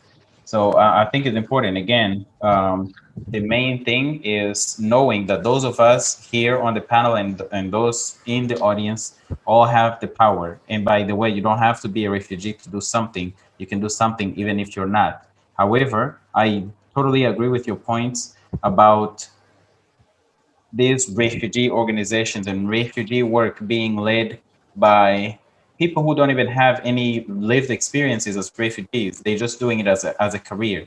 They almost have no incentive in ending this pandemic, a real pandemic around the world. Because we have refugees in Asia, we have refugees in Africa, we have refugees in the Americas, we have refugees in places like Australia and New Zealand and South America. It's all over the world. It is a pandemic, and it's a human-made pandemic that can be addressed by us humans. But it takes a higher consciousness to actually get it done. And I commend you both, and Nadine and others who are following this broadcast, for having that. And again, we should do more to have more people involved who have the incentive to end the crisis in those leadership and decision-making positions. With that, I want to go back to you, Nadine, on proceeding Okay. with. Yeah, thank you, Claude. Also, I'm going to Muna. I was hearing, like I was listening to one of the NPR interview you had with them speaking about the refugee crisis. Can you tell us more? Do you want to add on something on this topic of refugee crisis and the impact that it has had on the community, like your community? And Mona, I want to, before we even do that, to let everybody know that NPR is National Public Radio, and it has a viewership of nearly 60 million people in America that listen to it weekly. So this is not something that is like insignificant. You are basically talking to a fifth of the United States of America. And so please share. Yeah, definitely. Well, Kayo has elaborated enough. I feel like he is the professional, he is the expert in this topic, but also for me, I can only speak from an advocacy level. This was during the Trump administration when Trump announced that only 15,000 refugees will be allowed to resettle in a year. So that was for me, honestly, just very unbelievable. And that when because I have been doing a lot of advocacy work around refugee in school and in the communities through my roles as a board of director with a different refugee resettlement agency in the city. So when I find out that a lot of media reached out to me and they said, Mona, would you like to speak to us about, this reduction of refugee resettlement numbers?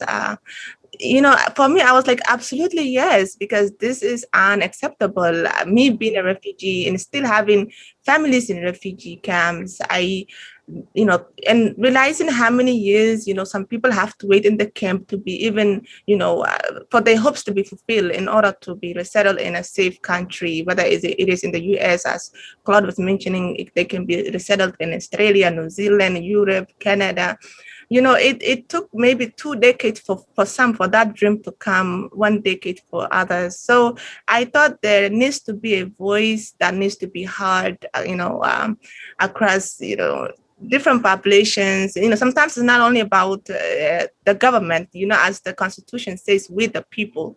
When people come together, then democracy will always, prevail, will always win. So I realized that, I need to speak up about this issue because I know what it takes. I have lived in a refugee camp for 1 decade and a half myself. The waiting was not easy.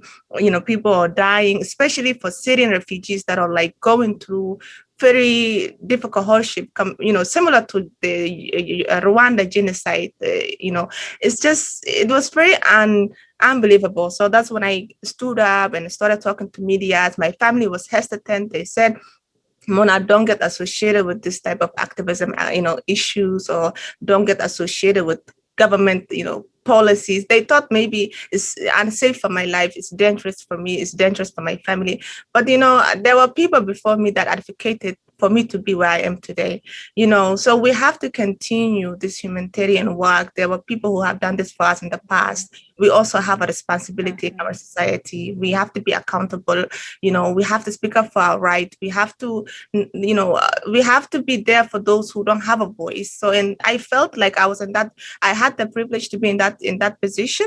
So I decided to be brave and speak to the medias, explain to them that what the administration is doing is very wrong, and that these people are going through so much, and majority of them are women and children, that are going through this kind of problems, this kind of crisis. So that's when I spoke to the local, national, and even global medias about the reduction number. But thank goodness, there's always hope, and when we all come together, I believe as a people, as a democracy, when we come together, we always win. So that was my part in the NPR. Kaya have emphasized a lot.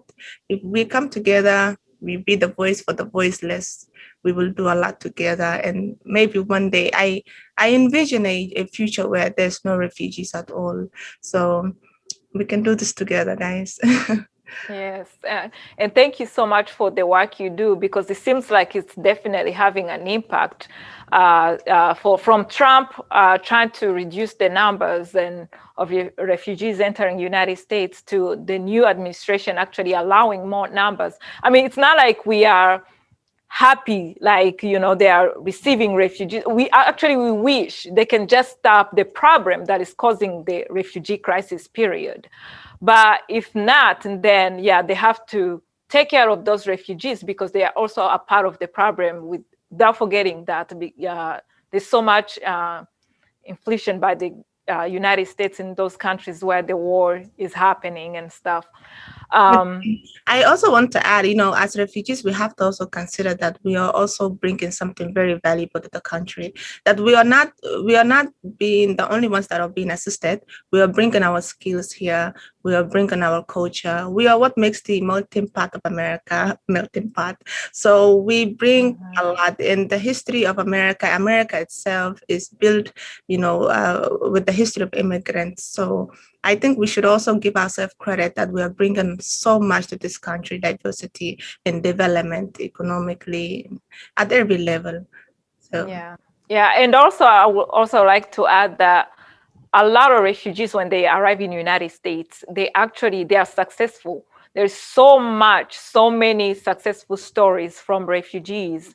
They just don't come and sit around. They are taxpayers. Like the money that is also being used to help other refugees or help anything else in the world, we participate in that. We pay taxes. We come here, we become professionals, we work.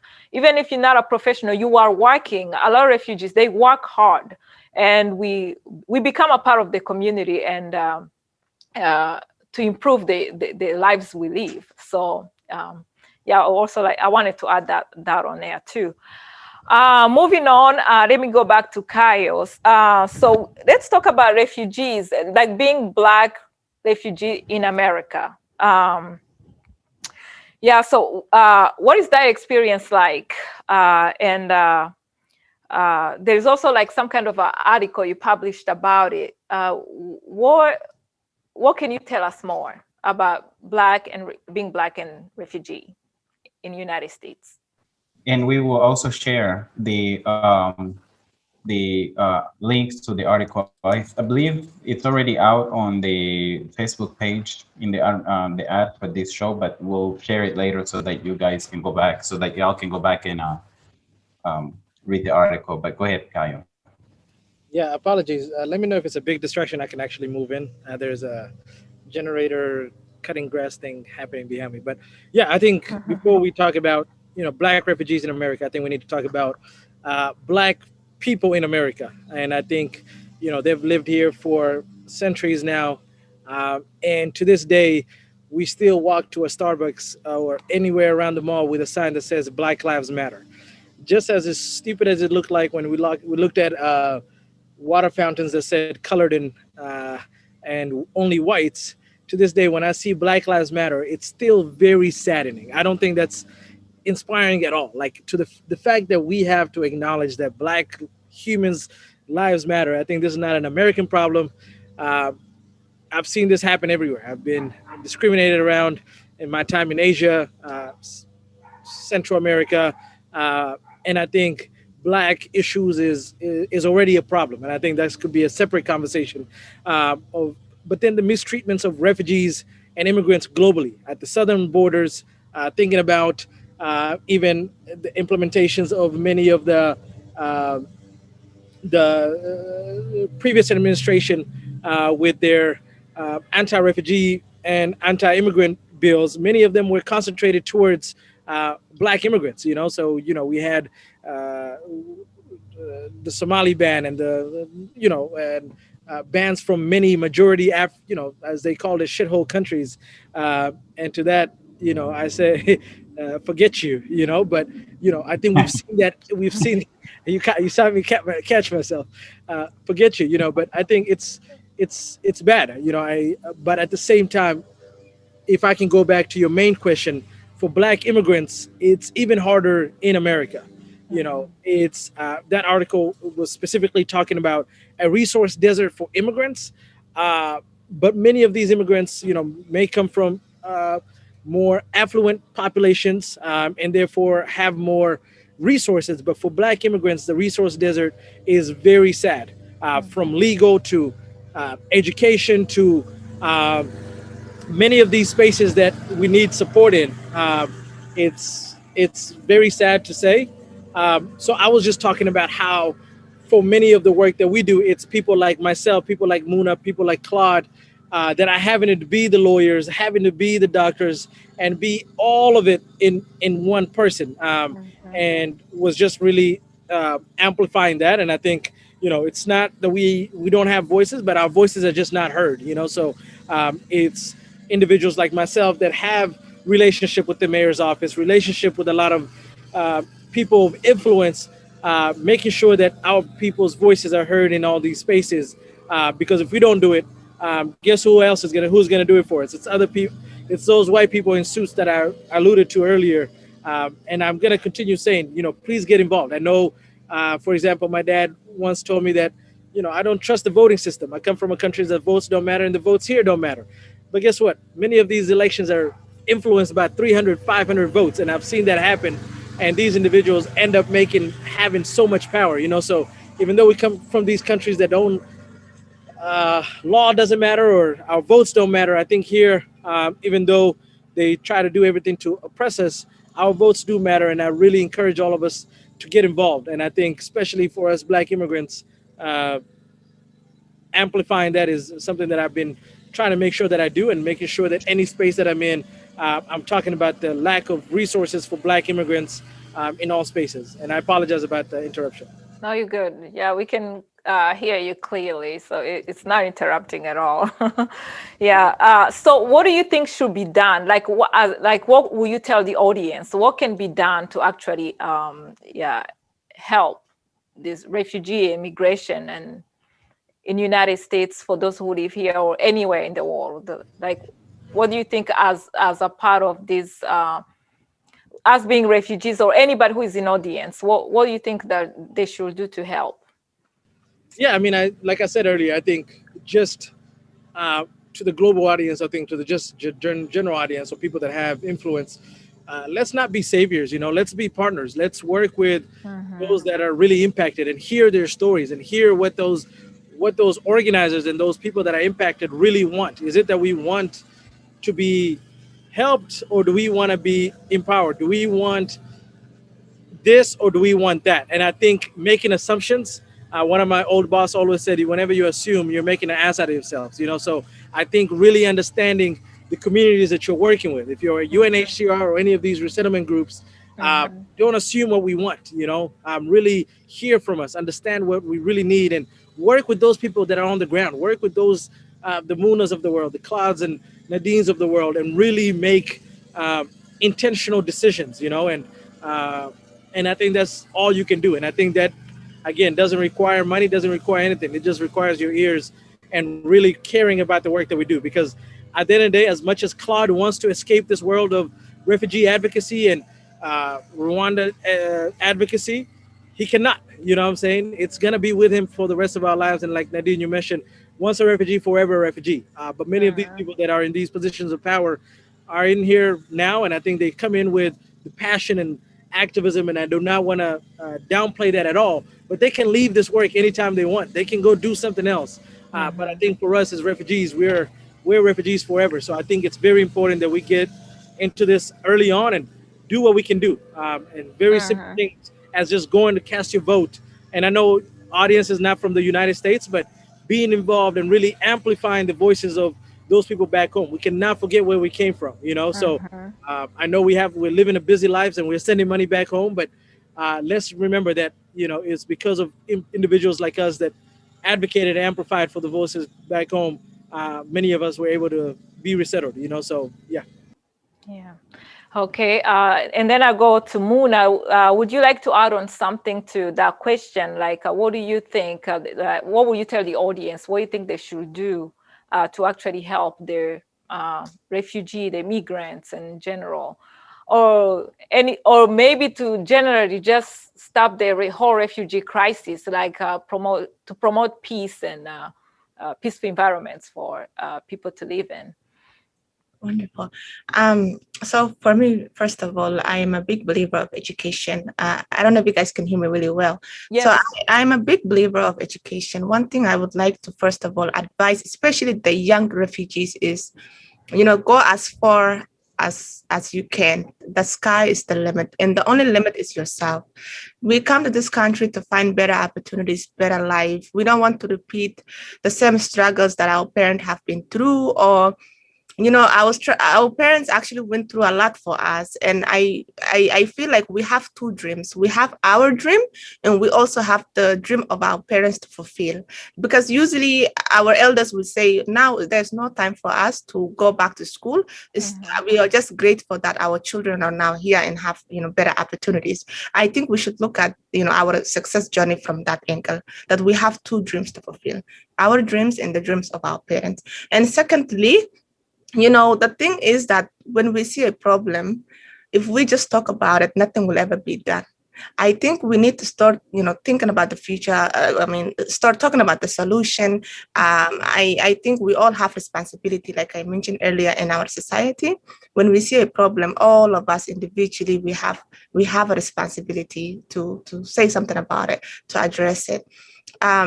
Because for me, usually, as Nadine was, from the starting point of the webinar, Nadine mentioned, as a Muslim woman, as a Somali woman, what challenges have you faced? Because of the challenges that I have encountered, because of the way my society wanted me to be, the way my culture wanted me to be or label me, I wanted to overcome that by proving them wrong. I wanted to change that. It wasn't just for my culture, but I also wanted to change the stereotype I was facing, even in the broader world. Because when people usually see a Muslim woman or a Somali woman or whatever, they automatically think, okay, these women are supposed to be this way, that way. So I also had to fight a stereotype. And usually a lot of my white friends would be like, wow, I didn't know Muslim women can do that, can do this, can do that. So we also have a role for us to break the stereotypes we face in our society, especially for us women.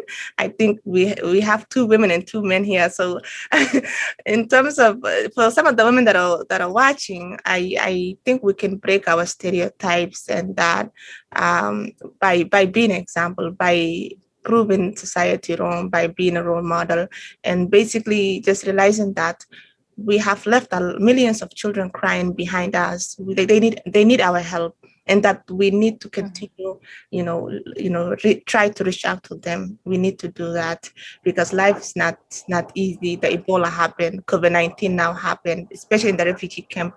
You can imagine, at least in the US, we have resources. Back home, they really don't. Some of them don't even understand what COVID is. So even if you just pick up a call and you call maybe because I'm speaking from a public health perspective, and you just educate them simple steps about the COVID-19, that itself a big difference. When you say you make a difference, it doesn't mean you're making like a massive difference. You can make a difference, by helping one person at one time.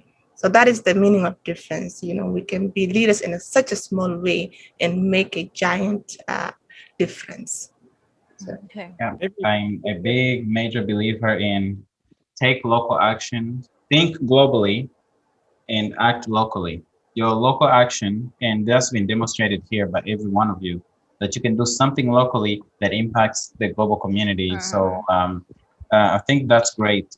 There is a quote that I got from someone. If I can add that, Claude. Go ahead, Kayo.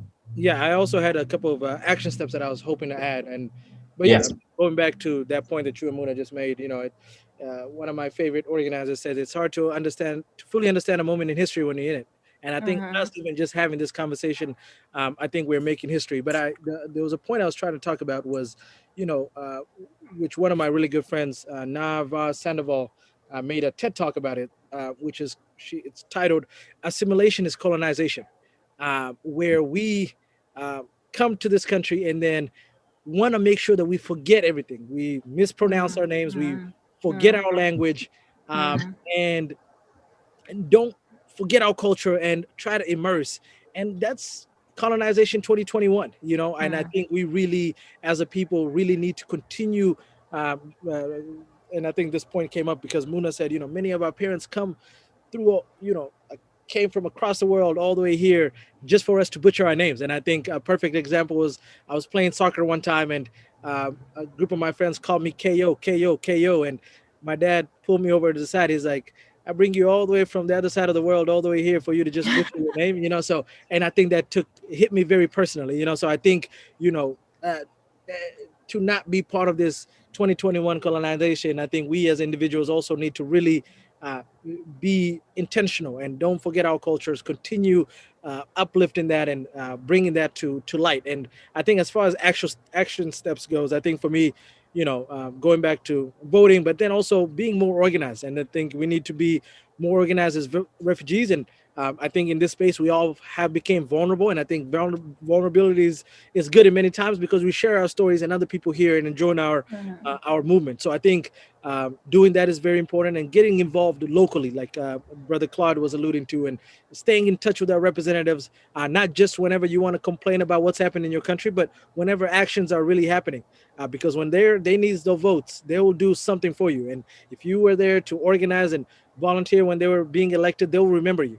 You come in and you say, I'm from here and I need to hear from you, they will listen, you know. So I think doing that and educating those individuals of power, our legislators, but then also people, I think our whole lives we grew up with false promises. And I think one very recent one was with this current administration that said they're going to increase to 62,000, and they're so behind, you know, they've been dragging their feet.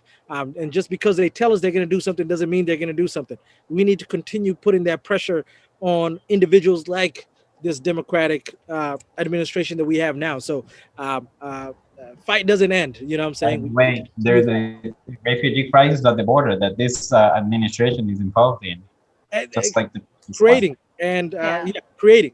So in general, again, if we rely on others, if we rely on enemy, we're in bad shape, guys. So yeah, and not only even just pushing them to increase those numbers of refugees coming here, pushing them to stop what is causing these wars, this destabilization in other countries. It's a combination of work. Nadine, going to your point, we're the ones that know that that's a problem. We want to.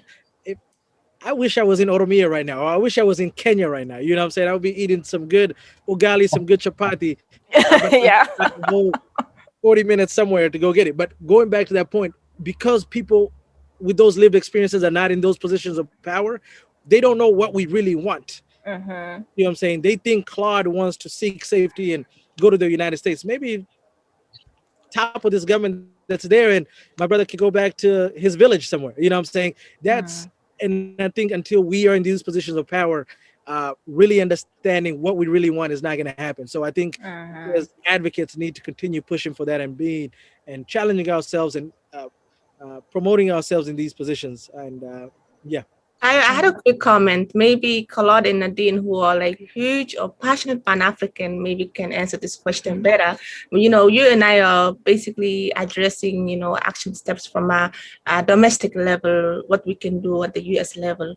But, you know, like Nadine was mentioning, you know, we also have to do things from our own native countries. So, you know, basically, you know, African agenda for Africa, well, African agendas to be led by Africans, I think is the motto that a lot of people use. So what can we do? Like maybe I'm from Somalia, so how can I be involved from that level, or just generally in an African agenda? Because I know we do have African Union office in the USA. We have other African diaspora associations in the USA, but you know, just advocating at the domestic level for the resettled refugees is not enough. We also have to fix our own countries. We also have to fix our own continent. What are like? I think me personally, I would like to know more about that.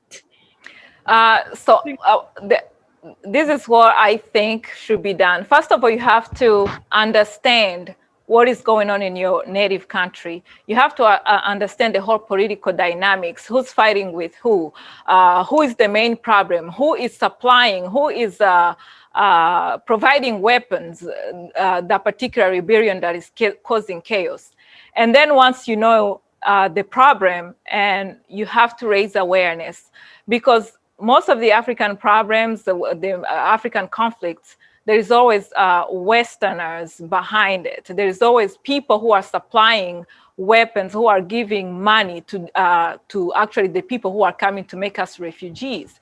So, and the money where it comes from taxpayers. It comes from us who are here working hard. Our taxes are the ones they use to give those rebellions, to keep attacking people, killing people, to give to those dictators who are causing chaos, who are actually creating more crisis for the entire continent. So by knowing your history and by raising awareness and make people be aware of what is happening, and then from there you can actually start advocating and stop telling, hey, telling the US government, hey, look, you guys are supporting this particular person, this dictator in Africa, but he's the one who is doing this. And I feel like the more people know what is happening in our native countries, the easier it will be to advocate for those people we left behind. So that's my point of view on that. Yeah, if I can add, go ahead.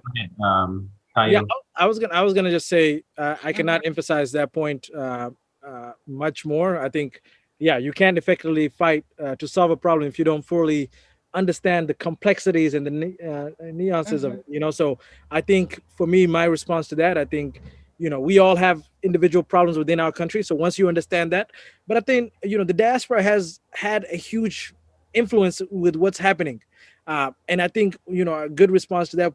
And one of my future dream goals is to see us synchronize our efforts. I see Claude always Rwanda this, Rwanda that, Rwanda this. Everybody that sees me, it's Oromo this, Ethiopia that, Oromo this, Ethiopia that.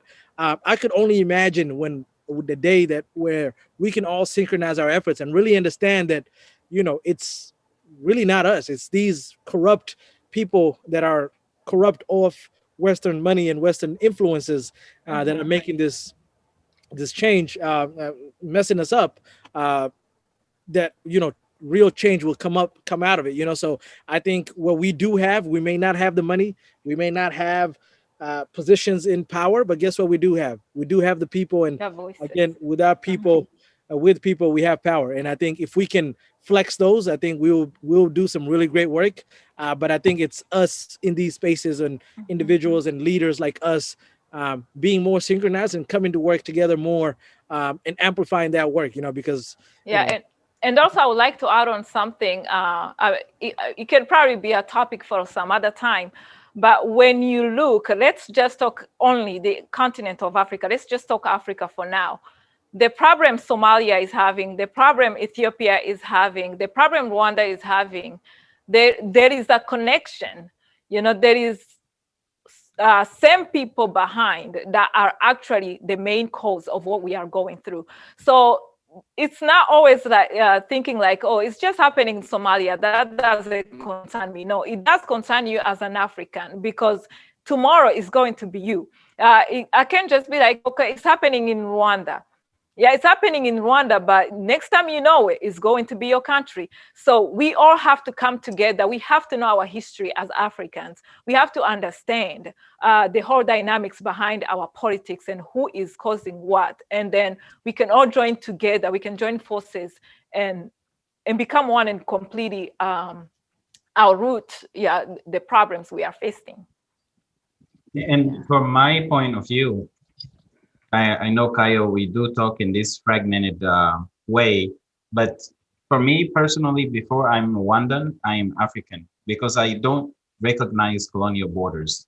I don't think that as an African, that Rwanda, the little dot on the map that we have, that's surrounded by the borders created by colonialists, by white men in suits, as you said earlier, that is actually what represents me as a human being or as a person of African descent. So I recognize every African as my sister and brother before I think of necessarily just being Rwandan. So we need to get rid of these borders in the way that we think, that whatever's happening in Rwanda, whatever's happening in Oromia, whatever's happening in Somalia, whatever's happening in Congo, whatever's happening in Uganda and South Sudan, in Central African Republic, in Chad, in Togo, and Mali, and in Guinea, that is disconnected. It is definitely connected.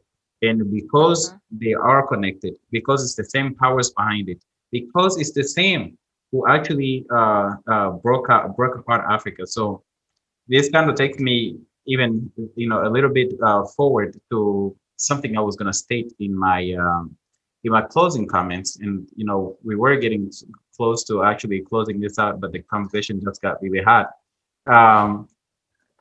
Today in the United States is Juneteenth, and Juneteenth, I did see something about it. It is a holiday for celebrating the possibility of Black liberation.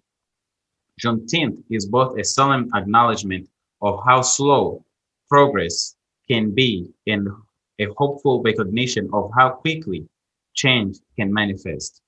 Juneteenth is a Black celebration of a growing abundance of joy. And for me, Black liberation, going back to also what Muna said, knowledge makes a man unfit to be a slave. As long as we think, slaves or colonized, for me, and that's from Frederick Douglass, it actually came from one of the audience members, Guy Gasore. You're still watching, shout out to you for sending me that earlier this week. It's from one of my favorite abolitionists, Frederick Douglass. Knowledge makes a person unfit to be colonized. Knowledge that the borders that we have in Africa are colonization, that is how we are colonized, is important to recognize. And for me, Mona, to give actually a very specific answer to what you were saying, because I don't want to repeat what Nadine and Kayo have said because they are correct, is we need to go away from recognizing these borders as, we have a problem in just this one place. The problem is global. The other is there are actually a number of organizations and coalitions. For example, Advocacy Network for Africa, which is based in the US, over 200 organizations working on the whole continent. And you look at something like an organization like Africans Rising, which is all over the continent with more than 30,000 members, over 800 organizations, all in one. Representing the people in those countries. To me, that is the future of the African Union. Let's get away from the status quo. When I see Africans, for example, refusing to address things the way they are, call a spade, because it's not status quo, they'll find a different way of, expressing it and basically dilute what it is that they're addressing. We gotta get away from that. We gotta get away from the status quo and state the truth as it is. We have to get away from colonization and colonial borders. And if we work with these types of organizations and coalitions like ATNA and Africans Rising, to me, that is the African Union that's organized by us, the people, for us, the people, and for the people of the African continent. That's just to be very specific on who we can actually work with, because you did ask that question. And to continue the conversation, I wanted to also echo and again drive home the point that you made about knowledge, education. You said education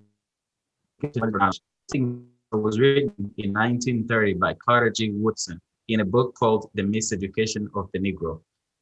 The book says, and in that book he says, when you control a person's thinking, you don't actually have to make him do anything, because they will do it without you asking him to do it and making him do it.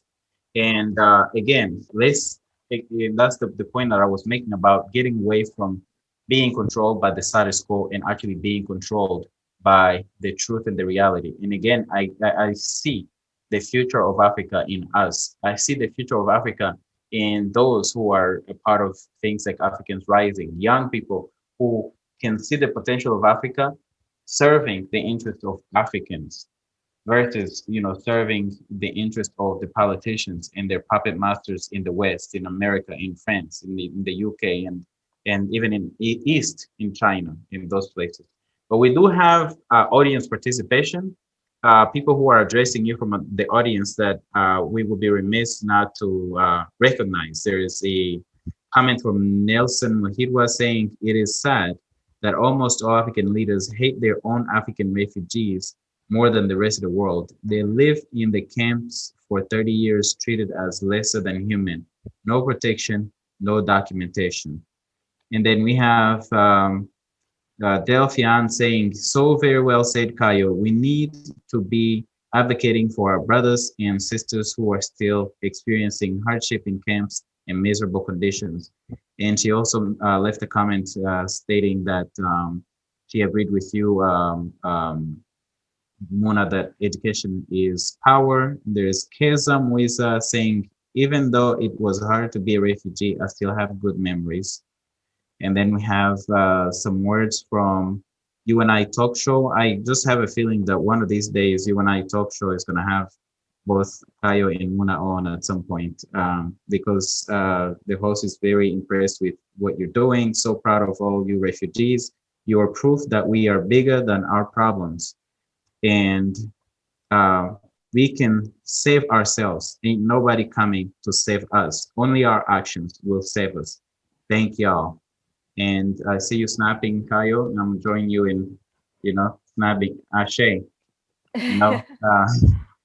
So with that, I would like to go to both of you for any closing remarks that you may have, and then turn it over to Nadine, and then I'll close out the broadcast. We can go on forever. This conversation is very, very engaging, and again, if we didn't have limited broadcasting time, I'm sure we could go on for hours. But we'll start with you, Mona, with your closing remarks. I mean, honestly, today's World Refugee Day, and a lot of us, I think we should be proud of ourselves. Besides, I know there's still a lot of work to be done, but also I think we have come a long way, and we deserve to celebrate this day. And then on the other end, and the other side, I want to also say, Africa yesterday and Africa today is completely different, and that I think there's a lot of celebration that we can do, because we have overcome a lot. We have come a long way, and with our, just being in this webinar today, the future of Africa seems very promising, and for sure, I envision a world where there's no refugees one day. Thank you. Thank you for having me too. Thank you so much. Hope you will join us in the future when we invite you. Absolutely, Claude. You're my boss. I never say no to you. So the next time you come, you'll be the boss. Yeah, I think I definitely second everything Muna said, and I think going back to that conversation, this conversation can go on forever. And I think energized moments like these are, always beautiful. They're therapeutic, I think, but that's it. Unless we use this energy and turn it into organized, cohesive movement for change, I think we'll go back to where we were yesterday. So I think really to see change happen, I think we really need to be very intentional about it. I think we need to be very positive about it, and think about engaging more folks into this work. And I'm sure there's a lot of other Munas, Nadine's, Munas, and Claude's out there. So I think really being energized and organized, I think, is probably the way I'm going to close that off. And I really appreciate you guys for having us on here. And I think really looking forward to us being able to synchronize our efforts and synchronize our work, and really be more impactful at the local and global levels. So yeah, thank you very much. And to everybody that's watching, appreciate you guys, and thank you. Okay, thank you so much. Thank you, Muna, and thank you, Kayo, for joining us today. So I would also like to close this broadcast saying that let's keep in prayers. Let's keep remembering our brothers and sisters who are left behind. We still have so many refugee camps around the world, and besides camps, so there's also some refugees who are not even allowed to have camps, who are not even allowed to be refugees. We have a lot still roaming in forest, in equatorial forest of Congo, and so many other places, hiding away from the aggressors. So let's keep those brothers and sisters in our prayers. Let's keep every refugee that is out there in Syria. I mean, in Middle East, Yemen, there is so many places that we cannot forget where we have people still suffering in those refugee camps.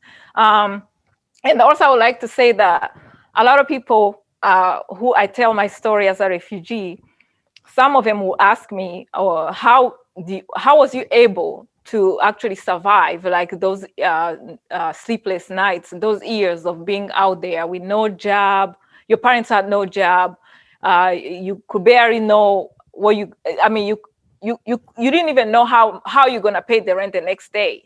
So a lot of people ask me that question, how was you able to go through that? But I always say there is three things that drove me through, that kept me alive, that kept me going throughout the whole experience. Number one is God. Like, you have to pray. Whether you are a Muslim, pray. Whether you are a Christian, pray. I mean, whoever is your supreme being, whoever you get those strength from, prayer is number one, because with the prayer comes hope. Like I mentioned earlier, if you don't hope, if you don't keep thinking in that positive way, and I'm telling this also to other refugees who are left behind in the camps and everywhere, you have to hope. Like, when you pray, you hope. And through hope, you find the strength to keep going, to think positive. Because I can say, I remember like when we left my country, like when there was this high exodus of refugees leaving Rwanda, there are some people who gave up. They were like, you know what? I don't think we can live this life of a refugee. We are going back. Yeah, we're just gonna go back to our stuff, and hopefully gonna make it. And I'll tell you this, most of the people who went back, they end up getting killed, and some were end up getting in prisons. So a lot of people lost their lives going back, giving up. So you have to pray, you have to keep hoping, and you have to keep the strength to go forward. And then also our community, our communities as refugees, those are our therapists. Muna, who is in public health field, she can probably understand the impact the community has sometimes on people. Because even though we were out there with nothing, no water, not knowing what we're going to pay the rent the next day, but just sitting down as refugees, knowing that you have same problems, knowing that you are going through the same thing, sometimes you laugh about it because there is nothing you can do about it.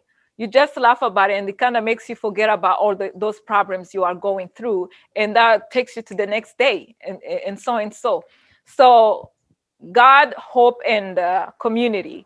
Those are three things when you are a refugee that kind of really guide through the whole process until and I mean, through hope, you fight hard. You keep working hard, trying to find something that is going to take you to a place where you'll be able to feel like a human being again. So yeah, that's what I can say. And again, thank you so much. Thank you, Muna and Kayo. And thank you, Claude, for having me today as your co-host for this broadcast. Thank you all. It's been a great honor to have this conversation with the three of you, and also to have the conversation earlier with Masako on her experiences. And so as Nadine was talking about hope and people giving up, I remember there were times when I wanted to give up because, as I said, between Kenya and Uganda, I was by myself, lost, and it took days and nights of walking to get to a place where I was rescued by somebody. I appreciate everybody expressing your gratitude To the people of Kenya, I do the same.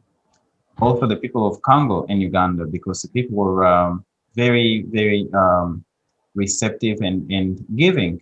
Even in the Congo, when we were 2 million people crossed over at one time, and they received us and gave us whatever they had, except for the police, of course.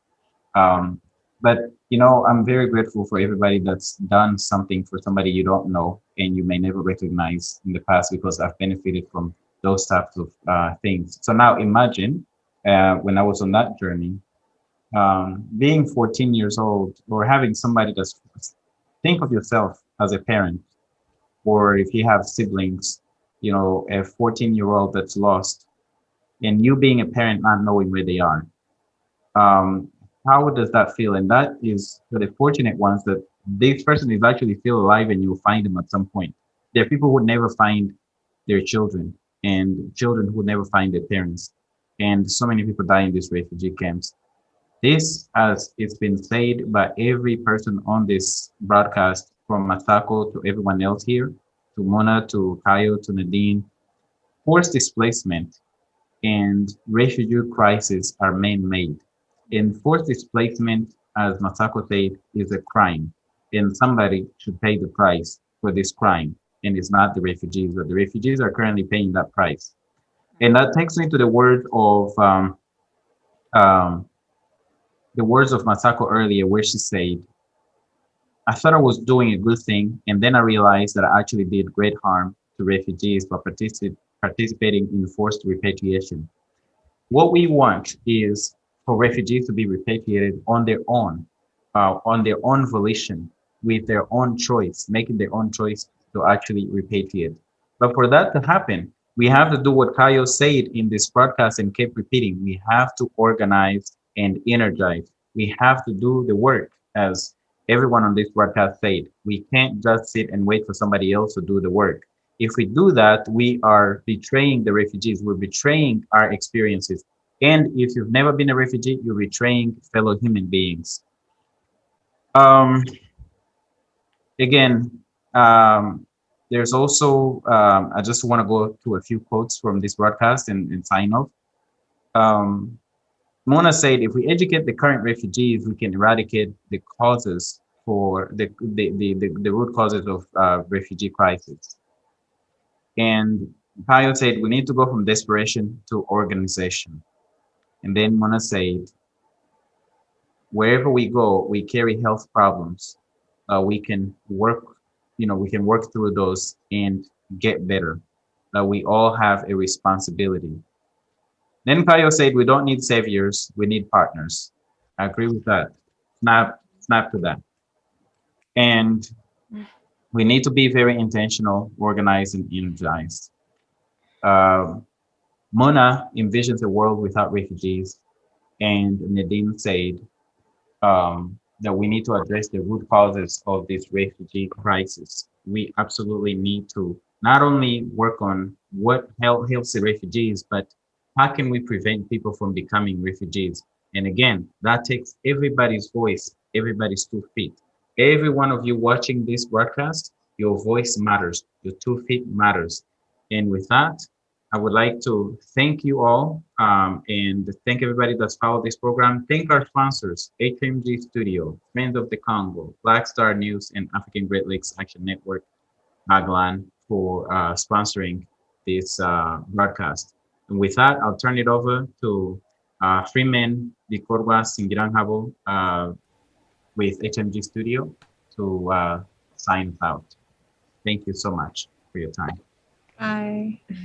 Wow, Chloe, this has been amazing. As our legend Shaka would say, I am so very humbly and exceedingly honored to have hosted you guys through HMG Studio. I just want to say I'm very, very, very, very happy to have heard Masako, Kayo, Nadine, Muna, and you guys are powerhouses, the new Africans, leaders of tomorrow.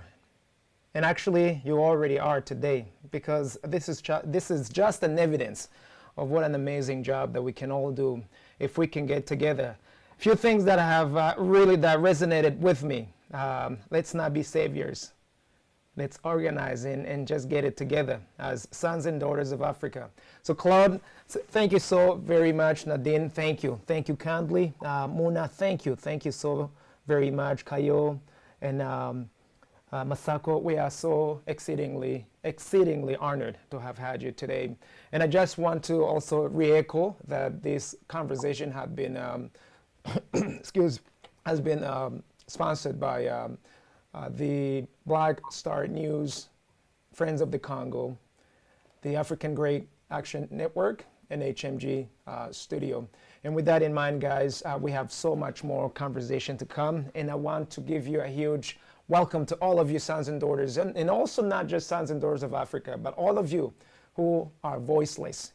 We want you guys to come over, tell your truth, tell your story, write your own story days in and days out. And last but not the least, happy World Refugee Day to all of you refugees out there. Just know that every single rain that comes down, it also get to be over at some point. And with that in mind, thank you. Thank you so very much, guys. And this is Freeman with HMG Studio. Goodbye for now. Bye-bye. Bye.